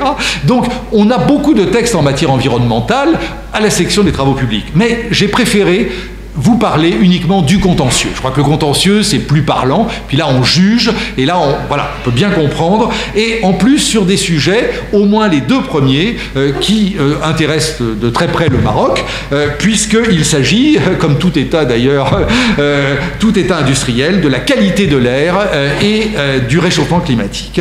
Mais je vous parlerai d'une troisième jurisprudence récente qui illustre le rôle que joue le Conseil d'État, qui est une l'affaire en matière de pêche et en matière de protection des dauphins dans le golfe de Gascogne. Golfe de Gascogne, hein, c'est ce qui va du sud de la France jusqu'à la Bretagne. Il y a une zone de pêche très importante avec des problèmes, avec beaucoup d'associations de protection des animaux qui jouent un rôle très important. Mais aujourd'hui, devant le Conseil d'État au contentieux, les associations environnementales sont extrêmement actives. Je veux dire, quasiment plus aucun projet ne peut se faire sans qu'il y ait un recours.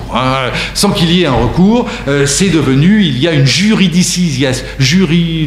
vous avez compris, judiciarisation, de la société. Il y a de plus en plus de recours. Autrefois, les gens hésitaient beaucoup à aller devant le juge. Désormais, on n'hésite plus. Et évidemment, les associations, c'est leur arme, c'est leur arme essentielle, c'est d'aller devant le juge administratif pour les associations d'environnement pour essayer d'obtenir gain de cause, évidemment. Et je vais donc vous prendre ces 3 sujets tout à fait récents, et je crois qu'ils illustrent bien les pouvoirs dont disposent les compétences, dont dispose la juridiction administrative en France, pouvoir qu'elle n'a d'ailleurs pas toujours eu, mais j'aurai l'occasion au fur et à mesure de vous en parler.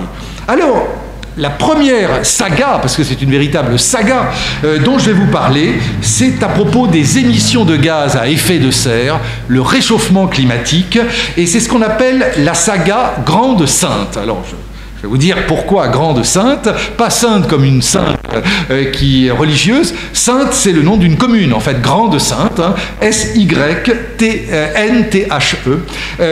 une commune complètement de la France entière, jusqu'à ce qu'il y ait donc cette véritable saga contentieuse. Et c'était donc le premier contentieux climatique en France. Donc voilà, c'est évidemment important. Alors, eh bien, c'est une pièce en 3 actes. Je crois que celle-ci est en 3 actes, autant que je me souvienne, et que c'est la deuxième saga qui est en 5 actes. C'est ça. C'est une pièce en 3 actes, et il va donc y avoir 3 décisions du Conseil d'État. Première décision, Grande Sainte, du 19 novembre 2020. Acte 1. Acte 1. Alors, au départ, il y a des textes que le Maroc connaît très bien. La Convention cadre des Nations Unies sur les changements climatiques, la Convention de Rio de 1992. Il y a eu l'accord de Kyoto de 97, mais désormais il est un peu un accord historique parce que ce qui compte aujourd'hui dans la mise en œuvre de la Convention de Rio, c'est les accords de Paris de 2015. Et sauf erreur, le Maroc est parti aux accords de Paris, comme la France. Donc, ce contentieux intéresse évidemment par comparaison aussi le Maroc.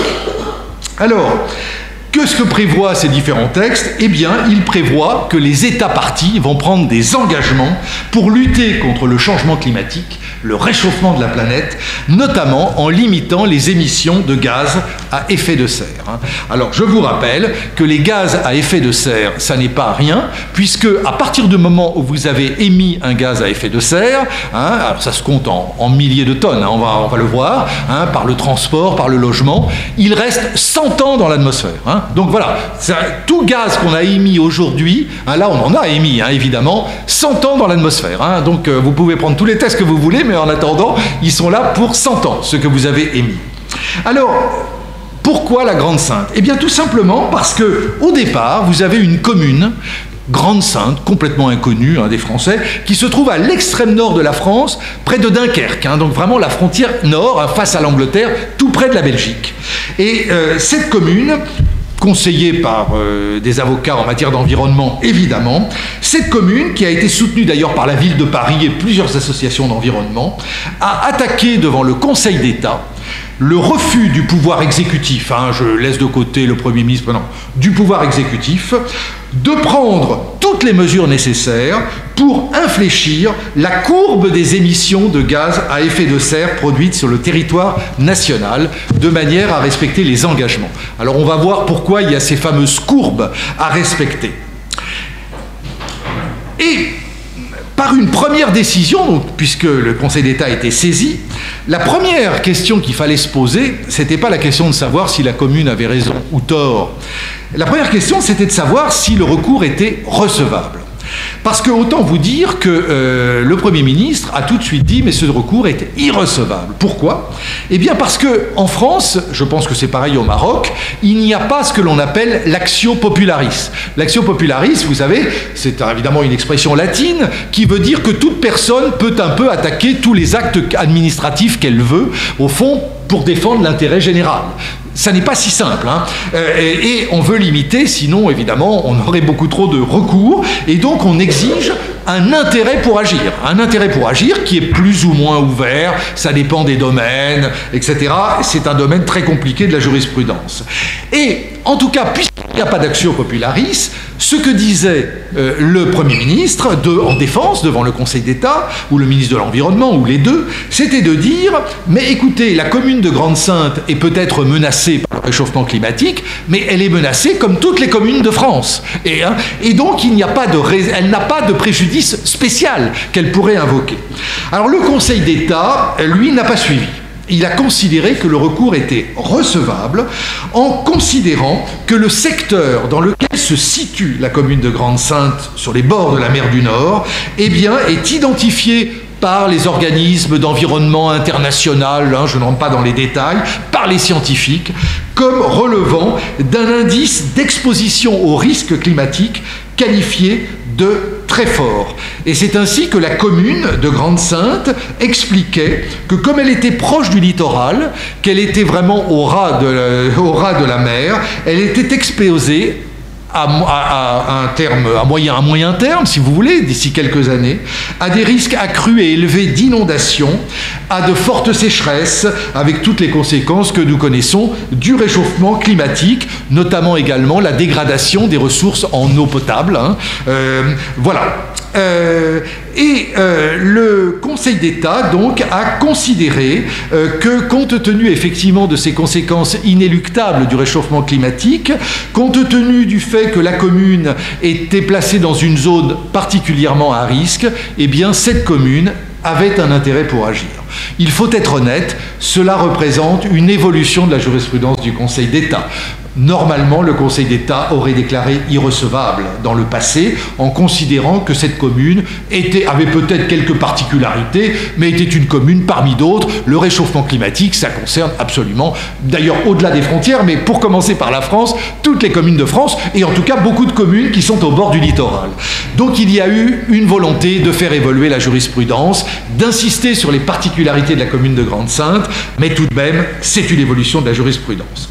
Alors une fois que le Conseil d'État avait admis la recevabilité du recours, eh bien, il fallait examiner si oui ou non Grande-Synthe avait raison et que le refus d'agir de l'exécutif était justifié ou pas. Alors, le Conseil d'État a rappelé que la Convention de Rio des Nations Unies, la Convention de 92, eh bien, sur les changements climatiques, prévoit que l'objectif ultime est de stabiliser donc les concentrations de gaz à effet de serre à un niveau qui empêche les perturbations du climat. Ça, c'est l'objectif. Et si on prend l'accord de Paris, donc, qui est l'accord le plus récent de 2015, pour mettre en œuvre donc, la Convention de Rio, le protocole de Kyoto, c'était une étape intermédiaire, maintenant c'est le protocole, l'accord de Paris. Et donc cet accord de Paris, ce qu'il a prévu, c'est d'essayer de stabiliser l'augmentation de la température de 1,5 degré, en tout cas en dessous de 2 degrés de plus que la température à l'âge pré-industriel, c'est-à-dire du 19e siècle, du début du 19e siècle. L'idée, c'est d'essayer, et le problème, c'est évidemment qu'avec les évolutions actuelles, si on ne fait rien, ça ne se passera pas du tout de cette manière.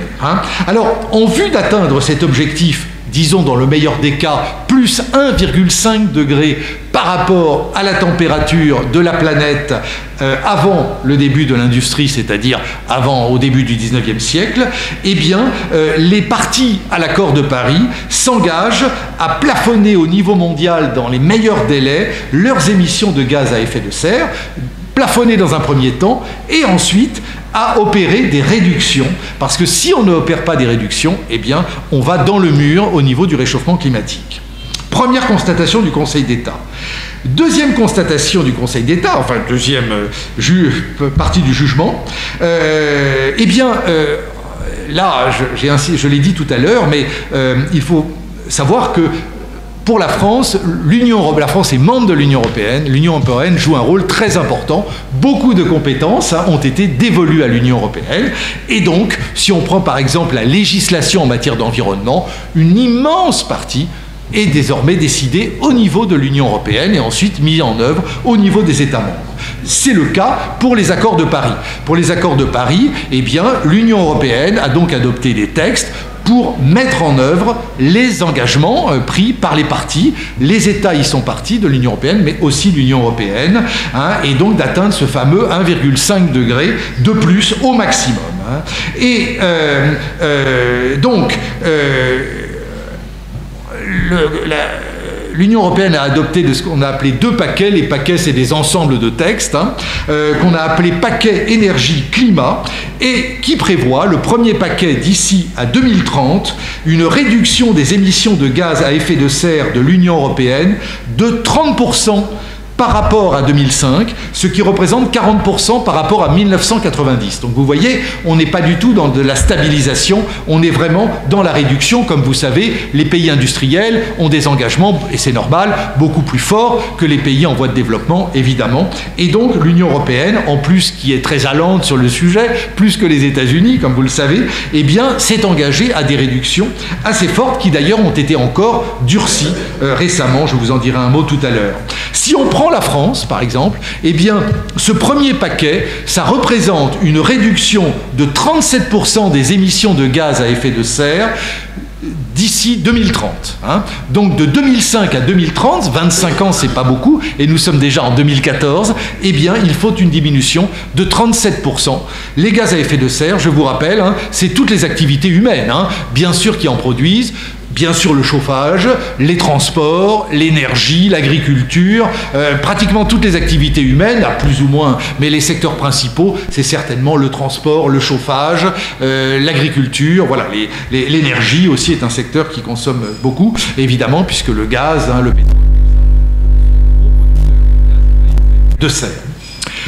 Autre constatation du Conseil d'État, c'est que ces engagements, donc ces paquets communautaires, donc c'est une réglementation obligatoire pour les États membres, a ensuite été relayé dans des textes nationaux pour la mise en œuvre. Et c'est dans le Code de l'énergie, eh bien, vous savez, on n'a pas fait preuve de beaucoup d'imagination, on a transposé les engagements pris par l'Union européenne et les obligations, et nous avons dans le Code de l'énergie, eh bien, un engagement de réduire, enfin, les émissions de gaz, comme je vous le disais, on est même allé au-delà de 37, de 40% entre 1990 et 2030. Et l'idée, c'est d'atteindre la neutralité carbone, de ne plus produire de gaz à effet de serre en 2050, ce qui évidemment est un engagement d'ailleurs dont on n'est pas absolument sûr qu'il sera tenu. Alors, c'est là où interviennent ces idées de courbe, parce que il est évident qu'on ne va pas attendre le dernier jour du délai de 2029 pour dire « tiens, on va regarder où on en est ». Évidemment, la réglementation française, pour la mise en œuvre de ces engagements extrêmement contraignants, a prévu, pour chaque période de 5 ans, ce qu'on appelle des budgets carbone. Alors, ce n'est pas des budgets financiers, mais c'est des budgets carbone avec des plafonds nationaux français d'émissions maximales. Évidemment, des plafonds qui diminuent de plus en plus pour qu'on arrive à moins 40% en 2030. Et si vous voulez prendre les quantités que ça représente, eh bien, pour la première période 2015-2018, le premier budget carbone a fixé une valeur limite d'émissions de gaz à effet de serre, donc en fait c'est des équivalents dioxyde de carbone pour parler scientifiquement, de 442 millions de tonnes. Le deuxième budget carbone 2019-2023, 399 millions de tonnes. Le troisième 2024-2028, 358 millions de tonnes. Le quatrième, 2029-2033, 300 millions. Le problème, c'est qu'il y a aussi la croissance économique qui monte, c'est-à-dire qu'il y a une diminution très forte des émissions de gaz à effet de serre, mais en même temps, on espère bien que la croissance économique va être au moins d'1-2%. Et donc, on voit bien que c'est encore plus contraignant si on pense au développement économique et à l'augmentation de la population, qui augmente moins que dans d'autres pays, mais enfin qui continue à augmenter. Il est évident qu'avant cette décision que le Conseil d'État a rendue en 2020, cet arrêt, si vous voulez, on dit décision du Conseil d'État, mais c'est un arrêt, eh bien, le Conseil d'État aurait rejeté le recours de la commune de Grande-Synthe. Je vous l'ai dit, il l'aurait déjà rejeté pour des questions de recevabilité, mais il l'aurait certainement rejeté sur le fond. Pourquoi? Eh bien, parce que très probablement, si on voit sa jurisprudence antérieure, qui ne portait pas sur le même sujet, mais qui portait sur des programmes comme ça, avec des objectifs, le Conseil d'État aurait considéré que ces objectifs, avec ces budgets, étaient uniquement programmatiques. C'était des engagements, des programmes que le pouvoir exécutif, mais que le pouvoir exécutif ne pouvait pas être sanctionné par le juge pour ne pas avoir respecté chaque programme. Bien sûr, à la fin, il aurait pu être sanctionné pour la fin, mais que sur le rythme de réduction, tout ça était à but purement de programme, et certainement que le Conseil d'État aurait jugé, je le pense, jusqu'à cette décision, c'est pour ça qu'elle est très importante, autant vous dire qu'elle est ce qu'on appelle au recueil et fichée sur tous ces sujets, parce que le Conseil d'État va donc certainement franchir un pas en considérant que dans le Code de l'énergie, c'est pas le Conseil d'État qui a inventé les budgets, c'est pas le Conseil d'État qui a inventé 440 millions de tonnes et tout ça. Ça, c'est dans le Code de l'énergie. Donc c'est la France elle-même qui s'est imposée. Mais le Conseil d'État en a tiré des conclusions qu'il n'aurait pas peut-être tirées avant. Il a dit, eh bien écoutez, ce programme, vous y êtes tenu. Vous êtes tenu, et donc un requérant qui a un intérêt pour agir, comme la commune de Grande-Synthe, doit pouvoir faire vérifier si vous avez respecté vos engagements, et s'ils n'ont pas été respectés, si vous avez des mesures en préparation, etc. Et le Conseil d'État, eh bien, il a relevé, à la fin, nous étions en 2020, le premier budget était terminé, c'était le budget carbone 2015-2018. Eh bien, je vous rappelle, il était d'à peu près 440 millions de tonnes, et le Conseil d'État a considéré que, a constaté que ce premier budget avait été très largement dépassé, puisqu'il prévoyait à peu près 440 millions de tonnes d'émissions à la fin de la période, et il y avait 62 millions de tonnes de trop. Donc on était à plus de 500 millions de tonnes, ce qui représentait en fait une baisse moyenne de 1%, alors qu'il y avait un engagement de baisse de 2,2%. Le Conseil d'État a également relevé que pour la deuxième période, nous étions au milieu de la deuxième période, puisque c'était 2019-2023, et le Conseil d'État était en train d'examiner tout ça en 2019. Et il a constaté que le plafond qui avait été prévu avait été remonté. Le gouvernement, par prudence, s'était dit « oh là là, les choses commencent mal, on est mal barré parce qu'évidemment, il faut des mesures très impopulaires, par exemple limiter la circulation automobile dans les centres-villes, pour prendre le cas le plus connu. Et le gouvernement avait remonté le deuxième budget, qui était je ne sais plus de combien, mais ce budget, le deuxième était prévu à 399, il l'avait remonté à 422, comme ça, en disant bah là on ne pourra pas m'embêter, à 422, mais ce qui évidemment introduisait un décalage, parce qu'il n'avait pas limité, en revanche il n'avait pas revu à la hausse les autres budgets, le troisième, le quatrième et le cinquième. Donc on avait une hausse où au fond l'effort était toujours renvoyé à l'avenir, toujours à l'avenir. Vous savez, en France, on a le coiffeur qui a mis à l'extérieur de sa boutique « Demain, on rase gratis ». C'est-à-dire, demain, ça sera gratuit, mais évidemment, le panneau c'est toujours demain. Alors là, c'est un peu pareil. C'est-à-dire, demain, les efforts, c'est pour demain, et on renvoie toujours les efforts, puisque l'objectif, à la fin, est toujours le même. Les 3 derniers budgets d'émissions de gaz, ce sont toujours les mêmes. On termine à 300 millions de tonnes, sauf qu'entre-temps, on a augmenté le deuxième. Évidemment, on se dit, mais comment vous allez pouvoir tenir vos engagements? Non seulement le premier budget est dépassé très largement, de 15%, je crois, mais le deuxième, vous avez pris la précaution de l'augmenter de 23 ou 24 millions de tonnes. Oui, mais à la fin, c'est 300 millions de tonnes maximum en 2030 ou 2033. Comment vous allez faire? Alors, dans ces conditions, le Conseil d'État a considéré, c'est ce qu'on appelle un arrêt avant dire droit, qu'il n'était pas en mesure. On avait beaucoup parlé de recevabilité, on avait beaucoup parlé du caractère ou non obligatoire des engagements par budget. Donc le Conseil d'État a donc sursis à juger, à statuer, et le Conseil d'État a donné un délai pour le gouvernement, mais évidemment aussi pour la mairie, la commune, etc., pour dire, écoutez, comment est-ce que vous allez faire avec ce dépassement du premier budget, avec ce deuxième budget que vous avez augmenté par précaution, comment vous allez faire pour que la courbe, la trajectoire, on l'appelle la trajectoire, vous voyez, qui est comme ça, comment vous allez faire pour arriver aux 300 millions de tonnes, puisque l'effort est toujours, enfin, pas tout l'effort, mais une grande partie de l'effort, c'est pour demain, c'est pour demain ou après-demain.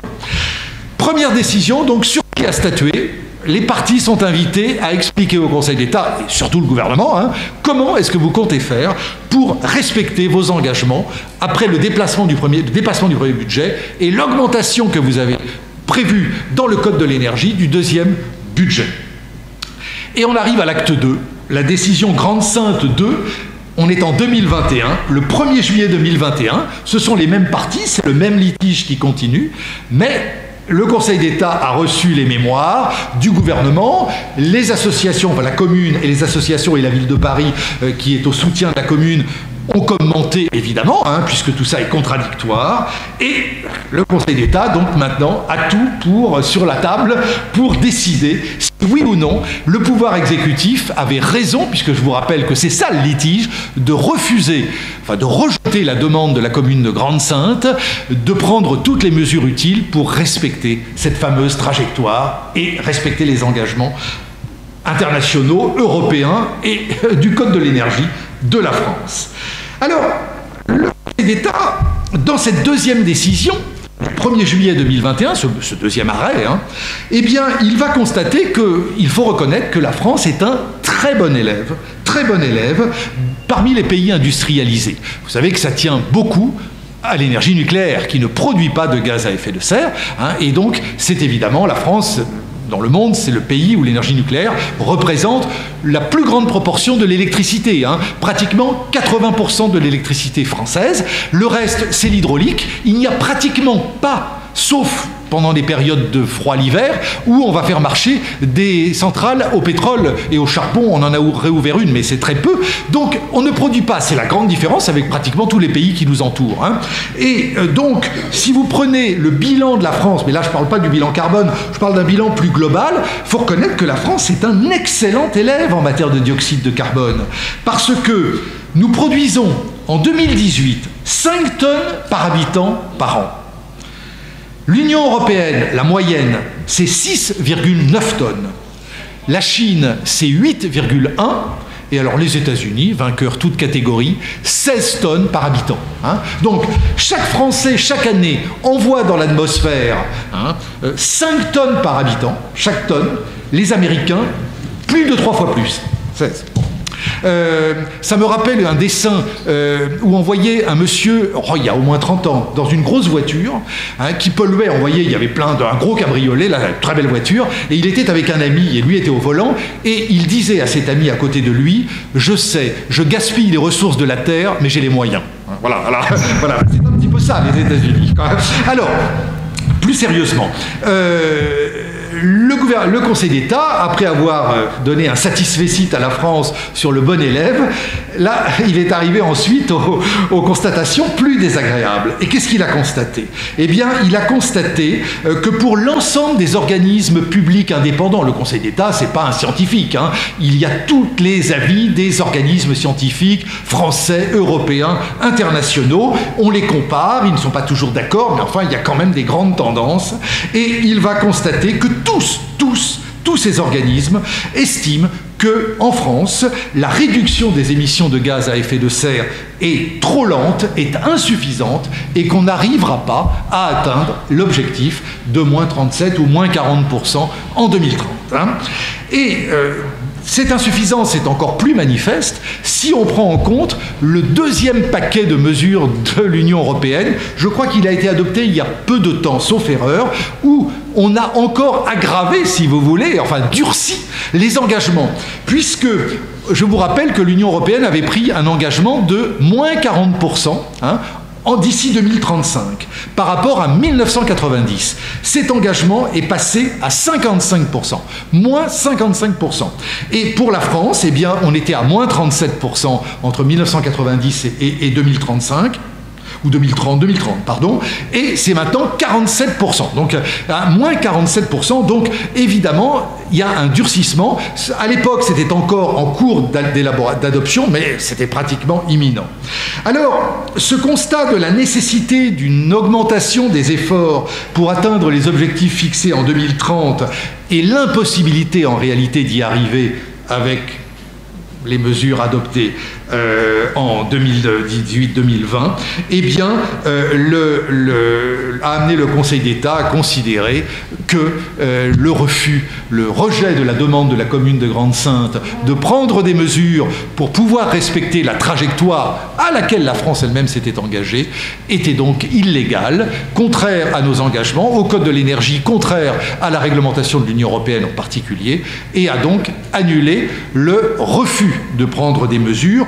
Au fond, le ministre de l'Environnement ne le contestait pas vraiment parce qu'il insistait beaucoup sur les mesures qui étaient en train d'être adoptées. Donc, si vous insistez sur les mesures qui sont en train d'être adoptées, c'est que vous reconnaissez que les mesures qui ont déjà été adoptées étaient insuffisantes.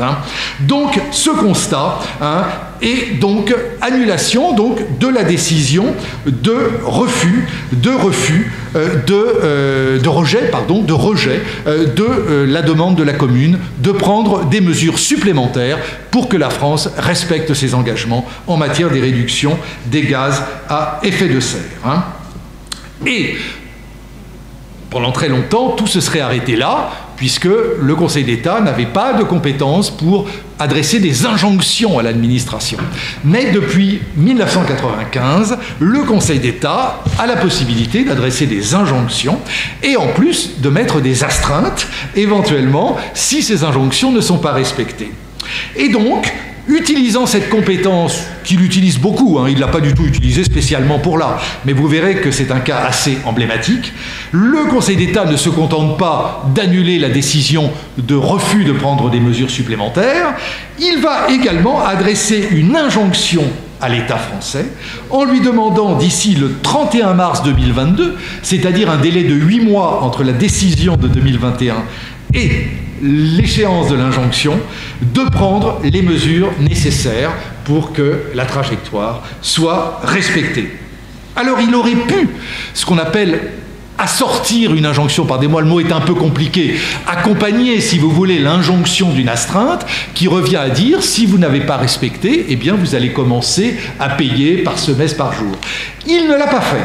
Il ne l'a pas fait. Il ne l'a pas fait parce que il a considéré que le gouvernement n'avait aucune raison de ne pas vouloir respecter l'arrêt que le Conseil d'État venait de rendre, que le ministre avait expliqué toutes les mesures qui étaient en cours d'adoption. Et donc, évidemment, les associations environnementales n'étaient pas très contentes, mais il n'y a pas eu d'astreinte, il n'y a eu qu'une injonction. Et puis nous arrivons à l'acte 3. Et là c'est une décision du 10 mai 2023. C'est toujours le même litige, depuis que la commune de Grande-Synthe a saisi le Conseil d'État. Mais là nous arrivons au troisième acte. Et le troisième acte, eh bien, c'est que le Conseil d'État, je vous ai dit, il ne peut pas s'autosaisir. Aucun juge ne s'autosaisit. Mais il s'autosaisit en matière d'exécution de ces arrêts. Vous avez au sein de la section du rapport et des études, l'une des sections administratives dont je vous ai parlé tout à l'heure, eh bien, il regarde au bout du délai, en l'espèce c'était 8 mois, et il engage un dialogue administratif, mais contradictoire, pour demander alors qu'avez-vous fait, où en êtes-vous, etc. Mais vous avez aussi toujours la possibilité pour les requérants eux-mêmes de dire mais ils n'ont pas exécuté et de revenir devant le Conseil d'État pour demander l'exécution de l'arrêt.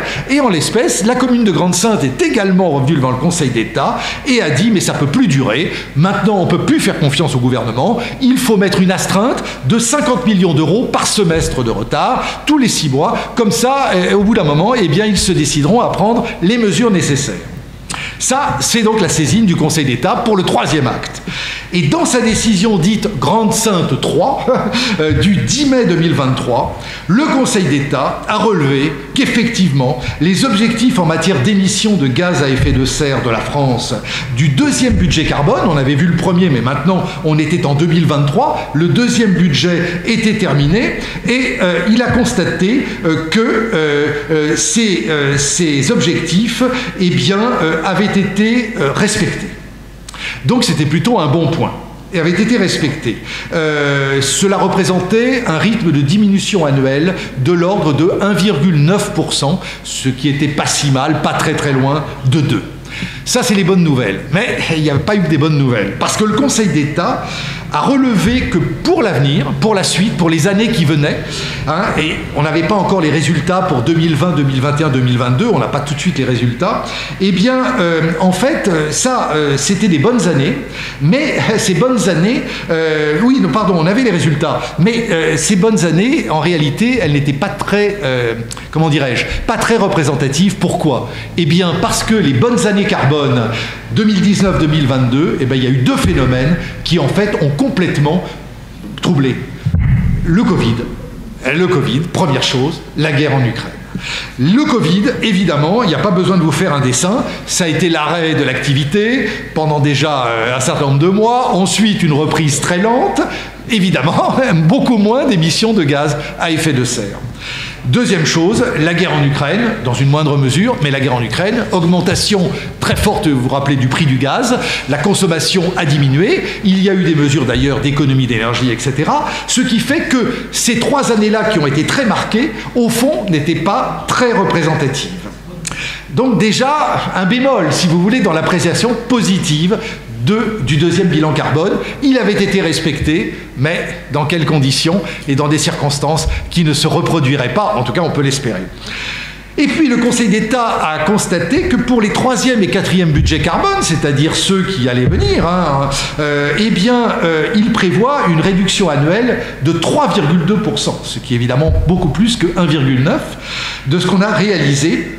Donc un rythme très supérieur à celui qui avait été réalisé jusqu'alors de 1,9. 3,2, c'est pas la même chose qu'1,9. Et cela, disait le Conseil d'État, sans prendre en compte le durcissement des engagements de l'Union européenne. Donc vous voyez, indépendamment même de cela, on est déjà à 3,2 sur les budgets carbone des 3e et 4e, qui exige un rythme de moins 3,2% chaque année, alors qu'avec le Covid et avec l'Ukraine, on n'a réalisé que 1,9%. Alors, le Conseil d'État a relevé que le gouvernement avait pris effectivement un ensemble de mesures importantes. Vous savez, en matière de circulation des centres-villes, maintenant, vous ne pouvez plus aller dans Paris. Un certain nombre de véhicules ne peuvent plus rentrer dans Paris, sauf le week-end et les jours de fête. Moi, j'ai par exemple un vieux cabriolet Alfa Romeo qui est à l'essence ordinaire, etc. Eh bien, je n'ai le droit de rouler dans Paris que de 8h du soir à 8h du matin, ou le week-end et les jours de fête. Vous voyez, par exemple. Et donc, il y a pas mal de véhicules. Donc ça, on l'a installé dans d'autres communes de France, donc il y a eu, mais évidemment tout ça est extrêmement impopulaire, comme vous pouvez l'imaginer, et ce sont souvent les gens, évidemment, les plus modestes qui sont frappés, puisqu'ils ne peuvent pas acheter de voiture électrique, ils n'ont pas les moyens, etc. Donc c'est évidemment des décisions politiquement très difficiles. On ne peut pas simplement dire le gouvernement n'a pas de courage, etc. C'est quand même pas facile du tout, il y a des élections, etc. Il faut quand même en tenir compte. Évidemment, tout ça n'est pas facile, il y a évidemment des bilans à faire entre les engagements, mais également la volonté populaire, etc. Bon, voilà. Alors, le Conseil d'État a constaté tout de même que le gouvernement avait tout de même pris des mesures, notamment sur l'entrée des véhicules dans les principaux centres-villes, qu'il avait alloué des moyens très importants financiers en lien avec la transition écologique pour l'achat de véhicules électriques, etc. Mais que ces mesures, si elles sont mises en œuvre sans retard, elles apparaissent de nature à diminuer donc les émissions de gaz à effet de serre. Et pour le Conseil d'État, il y avait donc une bonne volonté du gouvernement, incontestablement, pour essayer de réduire. Cependant, si le gouvernement soutient que ces mesures permettront d'atteindre les objectifs de 2030 ou 2035, eh bien, le Conseil d'État a constaté que les prospectives, pardonnez-moi, du gouvernement, eh bien, ne permettent pas de considérer comme suffisamment fiables. Au fond, sont beaucoup trop optimistes sur l'évolution positive de la diminution des gaz à effet de serre, donc toujours en se fondant sur des avis d'organismes indépendants. C'est pas le Conseil d'État qui va inventer évidemment ce qui va se passer, mais et le Conseil d'État a donc constaté qu'il n'est pas assuré que les mesures prises, quel que soit l'effort qui a été fait par le gouvernement, permettent d'atteindre un rythme de diminution suffisant pour atteindre les objectifs de réduction de 2030. Et c'est pourquoi il a jugé que la commune de Grande-Synthe avait raison de considérer qu'en 2023, le gouvernement avait pas complètement ignoré, mais n'avait exécuté qu'en partie. Donc, c'est 2021, le Grand qui lui demandait 8 mois de prendre toutes les mesures nécessaires pour respecter la courbe. Et dans ces circonstances, et compte tenu des efforts déjà accomplis, le Conseil d'État a adressé une injonction au gouvernement, au Premier ministre, de prendre d'ici le 30 juin 2024, soit dans un délai de 13 mois, toutes les mesures complémentaires, en plus de celles qui avaient été prises. Alors ça a été très critiqué, cette décision Grande-Synthe 3, parce que les requérants, la commune, mais les associations environnementales, et disons tout le monde des associations, en disant que là, le Conseil d'État aurait dû imposer une astreinte, parce que c'est trop facile, vous avez une première injonction, elle a été en partie exécutée, mais pas complètement, et vous adressez une nouvelle injonction, avec plus précise, avec un délai, donc, vous voyez, d'à peu près un peu moins d'un an, je crois, sauf erreur, d'ici le 30 juin 2024, donc déjà il va falloir faire le bilan maintenant, et que cela méritait une astreinte. Alors, évidemment, il y a une politique du Conseil d'État qui est de ne pas infliger d'astreinte quand il estime que le gouvernement fait vraiment tous les efforts possibles. Donc mais évidemment, il y a des critiques des associations d'environnement qui disent que c'est trop favorable, et que le gouvernement agit, mais pas suffisamment, et que s'il y avait une astreinte, eh bien, il agirait beaucoup plus vite. Parce que là, évidemment, quand vous commencez à avoir des dizaines de millions d'euros à payer, on va voir à qui on les paye d'ailleurs, vous allez voir avec la saga suivante, puisque la saga suivante, les choses vont se passer différemment. Retenez que le fait que le Conseil d'État dans Grande-Synthe 2, mais surtout dans Grande-Synthe 3, donc dans cette décision de 2023, eh bien, n'a pas infligé d'astreinte, a été très critiqué. En tout cas, maintenant, le feuilleton n'est pas terminé, puisque le délai s'est terminé le 30 juin 2024. Il était d'abord la section du rapport et des études du Conseil d'État va se saisir du dossier, mais d'autre part, il est évident que les associations vont produire des tas de mémoires pour expliquer probablement que les objectifs n'ont pas été atteints. Et à nouveau, il y aura un Grande-Synthe 4, ça c'est sûr, et on verra. Et évidemment, je suis dans l'incapacité de vous dire, d'abord, je n'appartiens pas à la chambre qui instruit l'affaire, puisque c'est la 6e chambre, c'est la chambre de l'environnement, mais évidemment, je suis bien dans l'incapacité, je crois que, évidemment, l'échéance est beaucoup trop proche. Alors, justement, là, pour les associations d'environnement, évidemment, les pressions du Conseil d'État ont eu des effets, avec des injonctions, mais pas d'astreinte. Alors, justement, la deuxième saga dont je voulais vous parler, là, les choses se sont passées un peu différemment, et c'est ce qu'on appelle la saga Association des Amis de la Terre France. Pourquoi cette association d'Amis de la Terre? Tout simplement, c'est une association, pardonnez-moi, de défense de l'environnement qui va attaquer sur un terrain qui n'est pas très éloigné, mais qui n'est pas le même. Là, nous ne parlons plus du réchauffement climatique, même s'il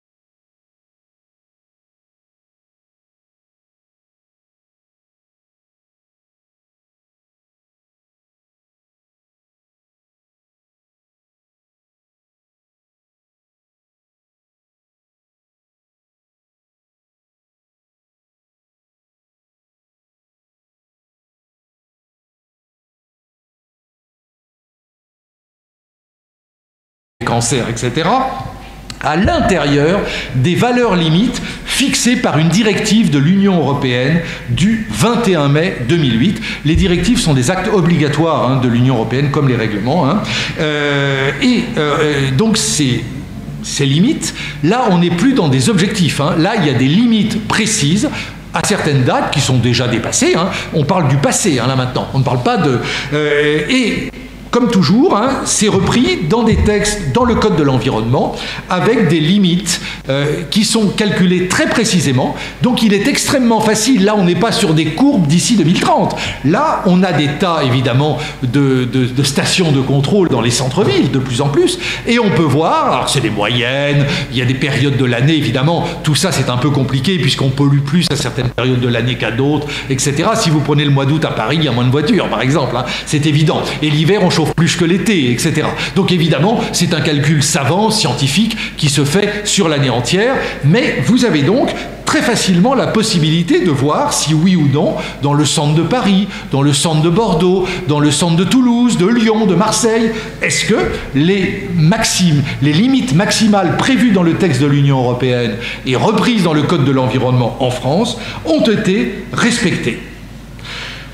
Et dans sa décision, dans son arrêt du 12 juillet 2017, le Conseil d'État a relevé que dans 16 zones urbaines, les valeurs limites en dioxyde d'azote, prévues donc par la directive de l'Union européenne et reprises dans le Code de l'environnement, ont été dépassées. Je ne rentre pas dans les détails de ces limites, sachez simplement qu'elles ont été dépassées de 2012 à 2014, donc pendant ces 3 années, dans 16 zones urbaines.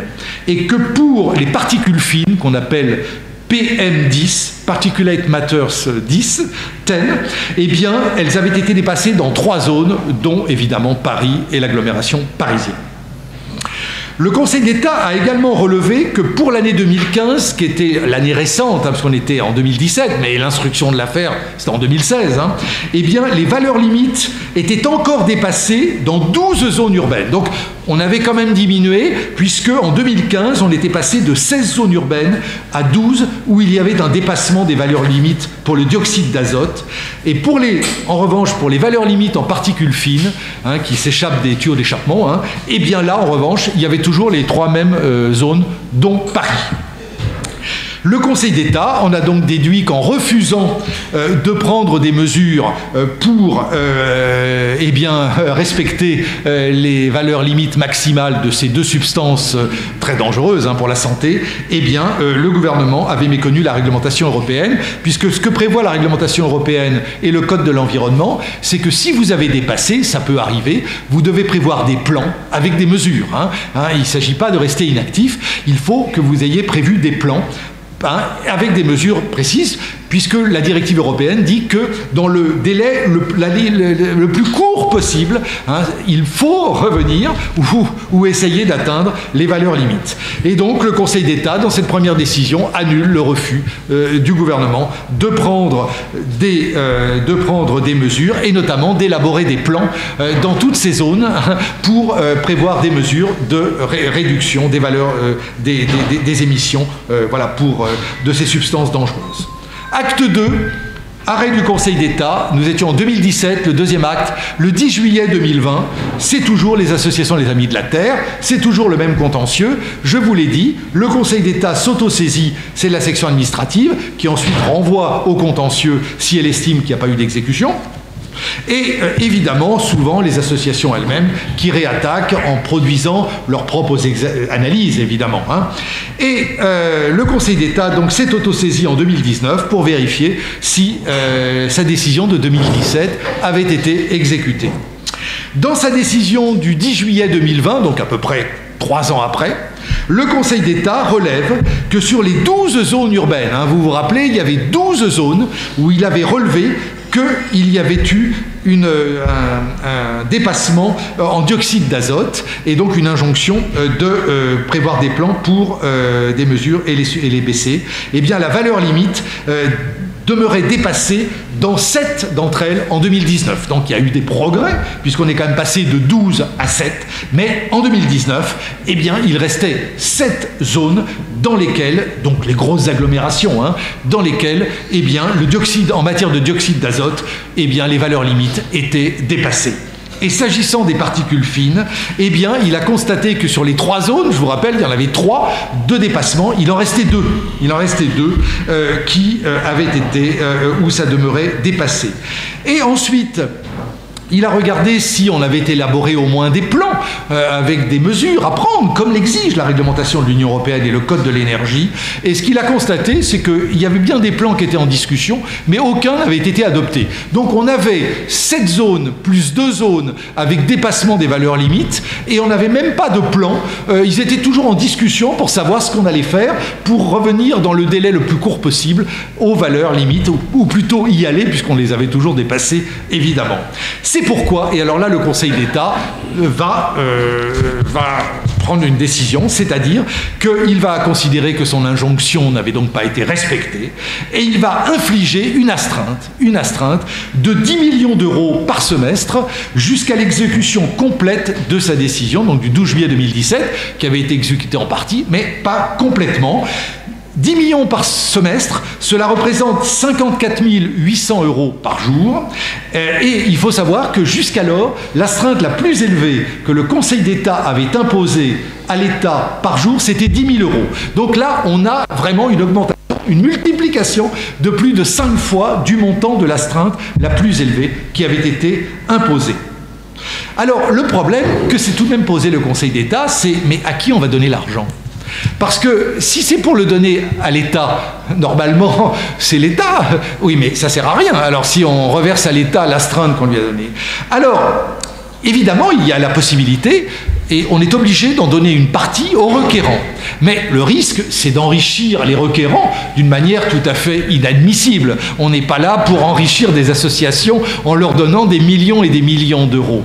Alors, le Conseil d'État, c'était pas évident, a décidé qu'une partie serait donnée aux requérants et qu'une autre partie serait versée non pas à l'État, mais à des personnes morales de droit privé ou éventuellement des établissements publics, mais indépendants, à but non lucratif, et qui sont chargés de mener des actions dans ce domaine. Hein. Voilà, alors on va voir comment ça va se passer, puisque, évidemment, concrètement.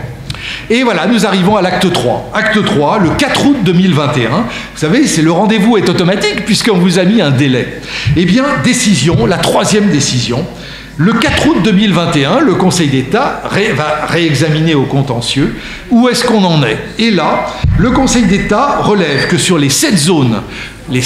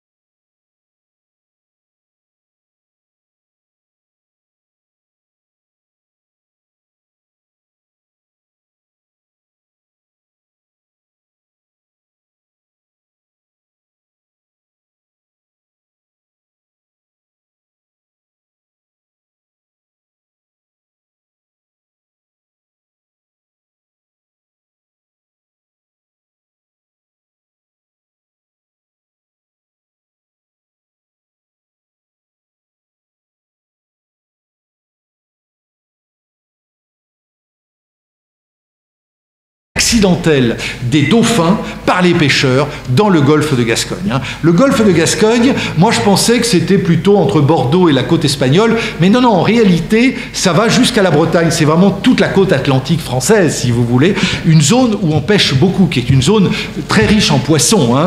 Et donc, le problème, c'est que il y a des animaux qui inspirent beaucoup plus la sympathie que d'autres, ce qui est très injuste d'ailleurs, parce que les dauphins ont l'air gentils, puis il y a des animaux qui ont l'air méchants et qui ne sont pas forcément plus méchants que les autres, mais les dauphins attirent la sympathie, et donc évidemment, dans le public, c'est très populaire, la défense des dauphins, des marsouins, de toutes ces, ce qu'on appelle les petits cétacés. Bon, les baleines, tout ça, il n'y en a pas dans les zones de pêche, en tout cas pas dans ces zones du golfe de Gascogne. Il y en avait au Moyen-Âge, mais il y a longtemps qu'il n'y a plus de baleines au large des côtes françaises.